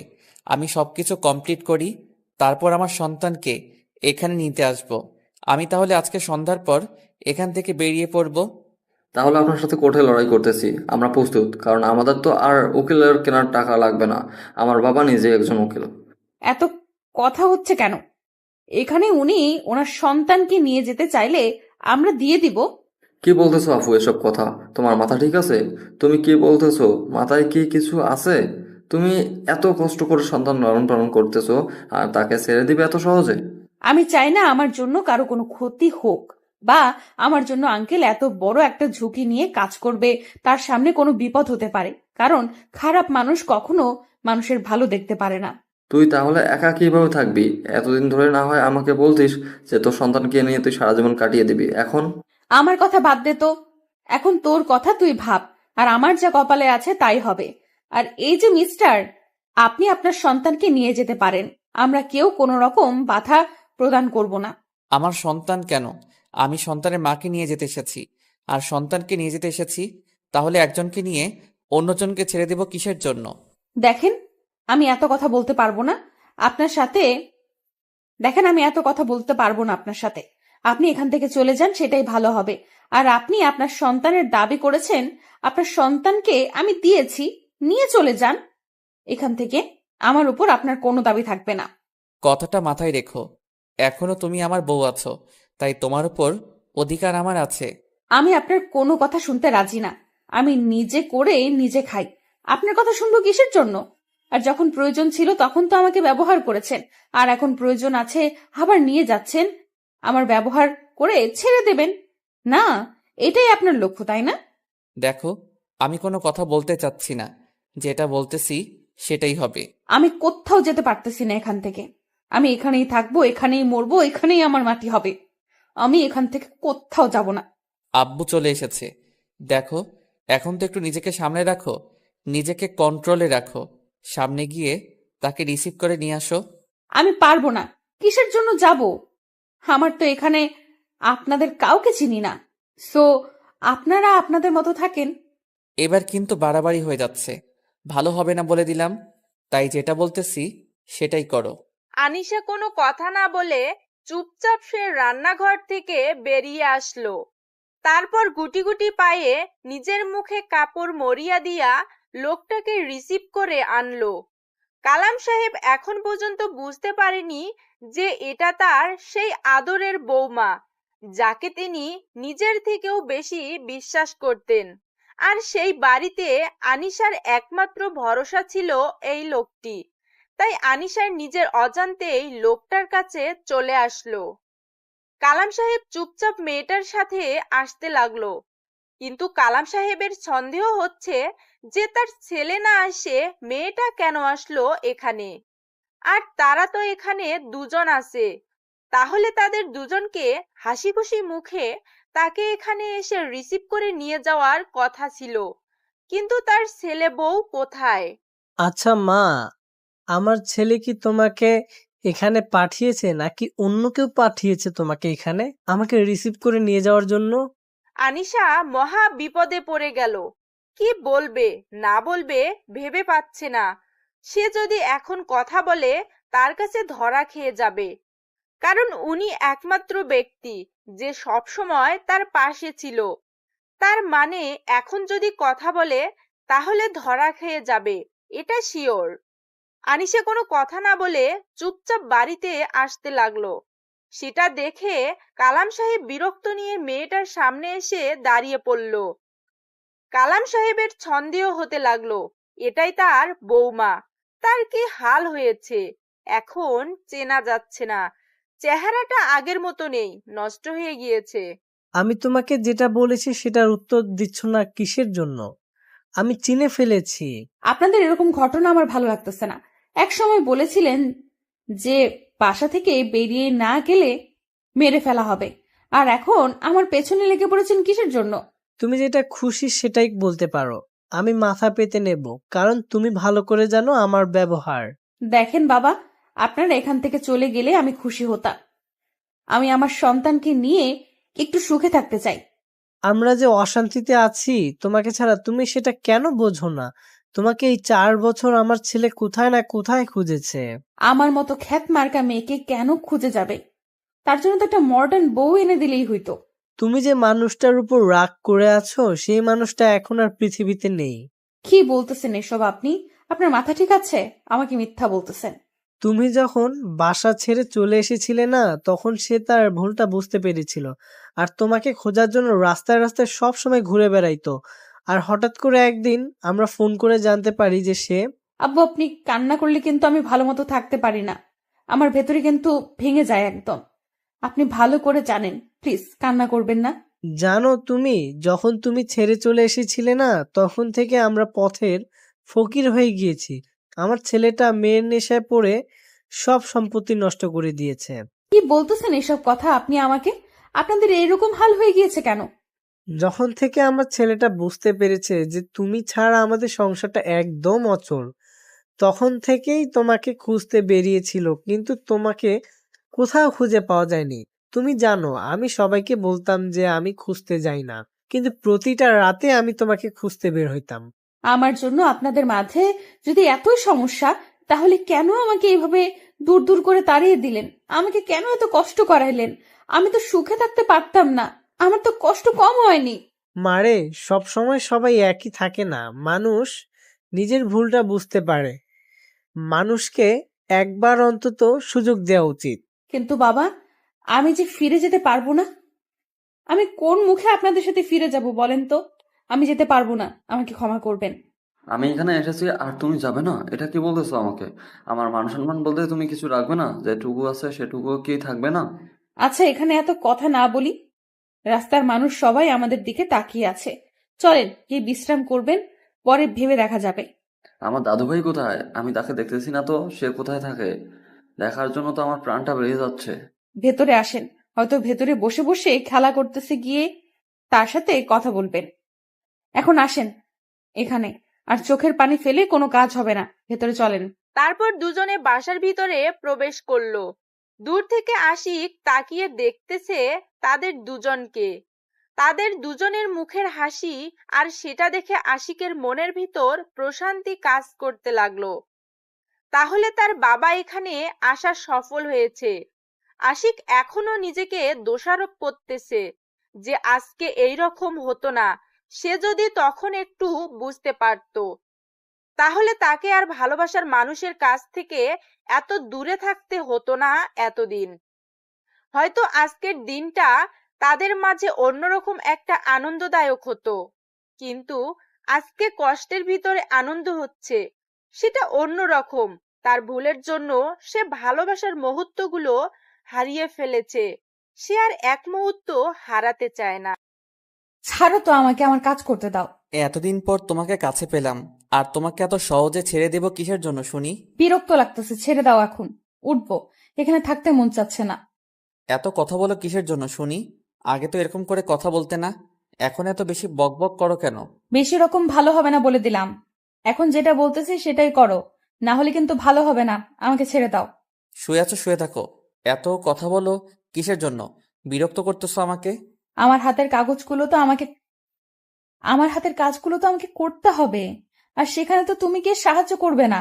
তাই তোমার এই ন্যাকামি দেখার সময় আমার নেই, আমাকে কাজ করতে হবে। অনেক কাজ করেছো, এখন তো একটু বিশ্রাম করবে, তাই না? এত কাজ কেমনে করো? এখন একটু শুয়ে থাকো আমার পাশে, আমার তো ভালো লাগতেছে। অতিরিক্ত ভালো লাগা আবার ভালো না, পরে আবার দূর দূর করে তাড়িয়ে দেবেন। সেটা থেকে আমি এখন থেকে কাজ করে খাই, পরে সমস্যা হবে না। আমাকে আর লজ্জা দিতে হবে না। এখন শুয়ে আছো, শুয়ে থাকো। আর একবার যদি নড়াচড়া করেছো, আমাকে ডিস্টার্ব করলে কিন্তু অত্যাচার শুরু করে দেব। সেটাই তো করতে পারবা, আর কি করতে পারবে? অসহায় মেয়েদেরকে তো সব সময় দুঃখ কষ্ট দিতে ভালো লাগে। অনেক হয়েছে, আর কোনো কথা শুনতে চাচ্ছি না। এখন একটু আমার বুকে শুয়ে থাকো মাথা রেখে। আমার যে কাজগুলো আছে সেগুলো কে করবে শুনি? আমাকে আমার কাজগুলো করতে দাও, আর এখন ডিস্টার্ব করবে না। আচ্ছা, কি আর করার, এত কথা বললে তো আর তোমাকে ধরে রাখা যাবে না। এখন আমাদের ছেলের একটা বোন দরকার, তাই না? এটা পরে দেখা যাবে, এখন আপাতত লাগবে না তার বোন। আচ্ছা, আমার ছেলেটা কোথায় থাকে? তাকে তো সকাল থেকে তো দেখতে পাচ্ছি না, কই সে? এখন আমাকে কি ছেড়ে দিবেন? না এভাবে পেটের উপর হাত রেখেছেন কিসের জন্য? ছেড়ে দেন আমাকে। এতক্ষণ তো তুমি তুমি করে বলতেছিলে, এখন আবার আপনি হয়ে গেলাম, ব্যাপার কি? এখানে কোনো ব্যাপার স্যাপার নাই, এখানে কোনো ব্যাপার স্যাপার নাই। এখন যেটা বলতেছি সেটাই করেন, না হলে কিন্তু আমি চিৎকার করতে বাধ্য হব। এখনো তুমি ছোট বাচ্চা না যে চিৎকার করবে। এখন তোমার একটা বাচ্চা আছে, তোমার একটা মান সম্মান আছে, তাই না? ভালো লাগতেছে না বলে দিচ্ছি, তারপরও কেন আপনি আমার সাথে জোর জবরদস্তি করতেছেন? বললাম তো পরে, এখন না। তাহলে কখন? আমি কিন্তু আর দেরি করতে পারবো না। কালকে থেকে যে পরিমাণ জ্বালাতন করতেছে। আমি আপনার কি ক্ষতি করেছি? আপনি কেন আমাকে সেখান থেকে নিয়ে এলেন? তারা কি কষ্ট পেয়েছে দেখেছেন তাদের দিকে তাকিয়ে একবারও? তারা কি তোমাকে সেখানে বসিয়ে রেখেছিল যে তারা কষ্ট পাবে? তোমাকে দিয়ে তো তারা কাজ করিয়ে নিয়েছে, তাই? তার মতো স্বার্থপর মানুষ কখনো মানুষের ভালোবাসা দেখবে না, শুধু কাজগুলো দেখবে। সেটা ভালো করে জানি। আর তারা কি পরিমাণ যে আমাকে ভালোবেসেছিল সেটা আমার মন জানে আর আমি জানি। আর আপনার তো শুধু আর আপনারা তো শুধু উপরটা দেখেছেন। তুমি তাদের জন্য আমাকে এত কথা বলতেছো, আর তারা কি এমন হয়ে গিয়েছে তোমার যে তার জন্য আমাকে কথা শোনাচ্ছ? আপনি সেটা বুঝবেন না, কারণ একজন অভদ্র কুলাঙ্গার মানুষ কখনো মানুষের ভালোবাসা বুঝতে পারে না। যে শুধু টাকার উপরে সবকিছু ডিপেন্ড করে, টাকাই তার কাছে সবকিছু, সে কখনো মানুষকে ভালোবাসতে পারে না। তার প্রমাণ আপনি এখনই আমাকে দিলেন। দেখো, তুমি যেটা বলবে আমি মাথা পেতে নেব, কারণ আমি নিজের রাগকে কন্ট্রোলে রাখতে শিখে গিয়েছি তোমাকে হারিয়ে ফেলে। আমি চাচ্ছি না তোমার উপর আর রাগারাগি করতে। তুমি যা বলবে আমি মাথা পেতে নিব। আপনার লজ্জা করে না এসব কথা বলতে? আপনি কিভাবে বলতে পারলেন তারা আমাকে কাজ করিয়ে নিয়েছে? আমি যখন মৃত্যু পথযাত্রী ছিলাম তখন তারা আমার পাশে দাঁড়িয়েছিল, আপনি না। তখন তারা আমার দেখাশোনা করেছিল, আমার ছেলেটাকে তারা বড় করেছে। আমি শুধু মায়ের দায়িত্ব পালন করেছি, আর সেই ছেলেটা তো আমার ছেলেটাকে সব সময় মাথায় করে রাখতো। আমার ভুল হয়ে গেছে, আমাকে মাফ করে দাও। আমি আর তোমাকে এই বিষয় নিয়ে কোনো কথা বলবো না কোনো দিন। আপনি জানেন গ্রামের মানুষের কত সহজ সরল? তারা আমাকে রাস্তা থেকে নিয়ে গিয়ে থাকার জায়গা দিয়েছে, খাওয়ার জায়গা দিয়েছে, সাহায্য করেছে। গ্রামের মানুষেরা যে একটা অপরিচিত মানুষকে এত তাড়াতাড়ি আপন করে নিতে পারে, আমাদের মতো শহরের মানুষেরা সেটা কখনোই করতে পারবে না। সেটা আমি ভালো করে জানি, কারণ গ্রামের মানুষরা অনেক ভালো হয়। কারণ আমি এই 4 বছর গ্রামে কাটিয়েছি, গ্রামের পরিবেশটাকে বোঝার মতো ক্ষমতাও হয়েছে এখন আমার। আচ্ছা, আমি এখন কাজগুলো শেষ করতেছি, পরে আপনার সাথে গল্প করব। সত্যি কথা বলতে এখন আপনাকে আমার কাছে বিরক্ত লাগে। আচ্ছা, তাহলে তুমি গিয়ে তোমার কাজগুলো শেষ করো, এখন আমি তোমাকে কোনো প্রকার ডিস্টার্ব করব না। আমার ছেলেটাকে গিয়ে কোলে তুলে নেন, আর তাকে আপনার নিজের পরিচয়টা দেন, কারণ বাবার ভালোবাসা তার একটু দরকার। তার থেকে যতই দূরে থাকবেন, তো আমিও আপনার থেকে ততই দূরে চলে যাব, এটাই বাস্তবতা। কথাগুলো বলে আশিকের হাত সরিয়ে দিয়ে আনিশা বিছানা থেকে উঠে পড়ল। তারপর বাথরুমে গিয়ে হালকা ফ্রেশ হয়ে বেরিয়ে আসলো। আশিক এখনো সেখানে শুয়ে আছে, আর আনিশা সেদিকে কোনো লক্ষ্য না করে তার নিজের মতো করে কাজ করা শুরু করে দিল বাসার। আশিক শুয়ে শুয়ে ভাবতে লাগলো, আনিশা যে কথাগুলো বলেছে সেটা অক্ষরে অক্ষরে সত্যি বলেছে। কারণ আশিকের মনের ভিতর টাকার মোহ এতটাই কাজ করেছিল যে সে প্রকৃত ভালোবাসাগুলো অনেক আগেই ভুলে গিয়েছে। সে শুধু টাকার নিচে পড়ে গিয়েছে। আশিক মনে মনে স্থির করলো, সে এখন আর টাকার পিছনে ছুটবে না। সে এখন অসহায় মানুষের পাশে দাঁড়াবে, তাদের ভালোবাসায় সে বেঁচে থাকবে এই সমাজের বুকে, আর তার ছেলের কাছে একজন আদর্শ বাবা হবে, আর তার স্ত্রীর কাছে আদর্শ একজন স্বামী হয়ে উঠবে। কথাগুলো মনে মনে ভাবতে ভাবতে আশিক তার বাপের কাছ থেকে তার সন্তানকে কোলে তুলে নিল। আবির আশিকের দিকে এক দৃষ্টিতে তাকিয়ে আছে, কোনো কিছু না বলে চুপচাপ আশিকের কোলে আছে। আর আশিকের দিকে এক দৃষ্টিতে তাকিয়ে আবির এখনো জানে না যে আশিক তার বাবা। আব্বু, তোমার কি লাগবে বলো, আমি তোমাকে সবকিছু এনে দেব। আঙ্কেল, আমাকে আব্বু বলে ডাকবেন না, আমাকে শুধু একজন আব্বু বলে ডাকে, আমার মামাই। আমি তার কাছ থেকে অনুমতি নিয়েছি, আমি এখন থেকে তোমাকে আব্বু বলে ডাকবো। আচ্ছা আঙ্কেল, আমার মামাই কোথায় গিয়েছে? তাকে দেখি না কেন? আমি তোমার আব্বু, আর তোমার মামাই সেখানে কাজ করতেছে, কিছুদিনের মধ্যে চলে আসবে। সত্যি আঙ্কেল, আপনি আমার আব্বু? আমার আম্মু বলতো আমার আব্বু নাকি অনেক দূরে থাকে। এই তো, আমি এখন কাছে চলে এসেছি। আর তোমার আম্মু আর কি কি বলতো তোমাকে? অনেক কিছু বলতো, সবসময় বলতো তোমার আব্বু অনেক ভালো মানুষ, সমাজের অনেক ভালো কাজ করে। আবিরের মুখ থেকে এরকম কথা শুনে আশিক অবাক হয়ে গেল। তাহলে আনিশা তাকে ভালোবাসে, কিন্তু প্রকাশ করে না। তার মনটা অনেক কঠিন হয়ে গেছে। তার ভালোবাসা পেতে সেই কঠিন মনটাকে ভেঙে আবার নরম করবে, কোমল করে তুলবে আশিক তার ভালোবাসা দিয়ে। আবিরকে সে কোলে করে নিয়ে আনিশার কাছে চলে আসলো। এসে দেখে আনিশা তাদের রুম সুন্দর করে পরিপাটি করে গুছিয়ে রেখেছে, ঠিক আগের মতো। আম্মু, এই লোকটা নাকি আমার আব্বু হয়? এটা কি সত্যি? আব্বু তাহলে কাছে চলে এসেছে? সত্যি সত্যি এটাই তোমার আব্বু, আর তার সাথে ভালোভাবে কথা বলবে, সম্মান দিয়ে কথা বলবে, কোনো রকম অভদ্রতামি করবে না। আচ্ছা আম্মু, তুমি যেটা বলবে সেটাই। এখন আমি দাদুর কাছে যাই, আমাকে অনেক সুন্দর সুন্দর গল্প শোনাইতেছিল। আচ্ছা বাবা, তাহলে তুমি যাও, গিয়ে গল্প করো, আমার হাতের কাজ আছে।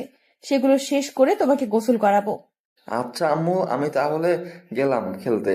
তুমি আমাকে এখন ডাকবে না। অতিরিক্ত কোনো কিছু ভালো না। শোনাই, নিজের শরীরের প্রতি খেয়াল রাখতে হবে, তাই তোমার ঘুমানোর প্রয়োজন। বেশিক্ষণ থাকবে না, চলে আসবে তাড়াতাড়ি, বা ওখানে ঘুমিয়ে পড়বে। তারপর আবির রুম থেকে বেরিয়ে গেল। আশিক এসে রুমের দরজাটা ভিতর থেকে বন্ধ করে দিল। সেটা দেখে আনিশা অবাক হচ্ছে, কারণ আশিকের চোখে মুখে দুষ্টুমি ভরপুর করতেছে। সেটা আনিশা স্পষ্ট বুঝতে পারতেছে, কিন্তু আশিককে কোনো কিছু বলতে পারতেছে না সে। তারপর আশিক ধীরে ধীরে আনিশার দিকে এগিয়ে আসতে লাগলো, আর আনিশা আশিকের থেকে পিছনে যেতে লাগলো। আশিক যতই এগিয়ে আসতেছে, আনিশা ততই পিছিয়ে যাচ্ছে আশিকের থেকে। তারপর ধীরে ধীরে আনিশার কাছে চলে আসলো। আনিশা আর পিছনে যেতে পারে না, কারণ আনিশার পিঠ দেয়ালে লেগে গিয়েছে। তাই আনিশা আর পিছনে যেতে পারছে না। কি হলো, আপনি এভাবে আমার কাছে চলে আসলেন কিসের জন্য? কোনো কথা বলবে না, চুপচাপ আমি যেটা করব সেটাতে তুমি রেসপন্স করবে। দেখেন, ভালো হবে না বলে দিচ্ছি। আমার কাছ থেকে সরে যান, না হলে কিন্তু আমি আপনাকে। কিচ্ছু করতে পারবে না এখন। আমি তোমাকে ভালোবাসবো আর তুমি আমাকে ভালোবাসবে, এর থেকে বেশি কিছু হবে না বা কম কিছু হবে না। আপনি কিন্তু আমাকে জোর জবরদস্তি করতেছেন, এটা ঠিক না। আমি কিন্তু আবার চলে যাব, হারিয়ে যাব। আমি তো তোমার স্বামী, আমি কি তোমাকে ভালোবাসতে পারি না? আমি কি তোমাকে কাছে নিতে পারি না? তোমার কি সমস্যা?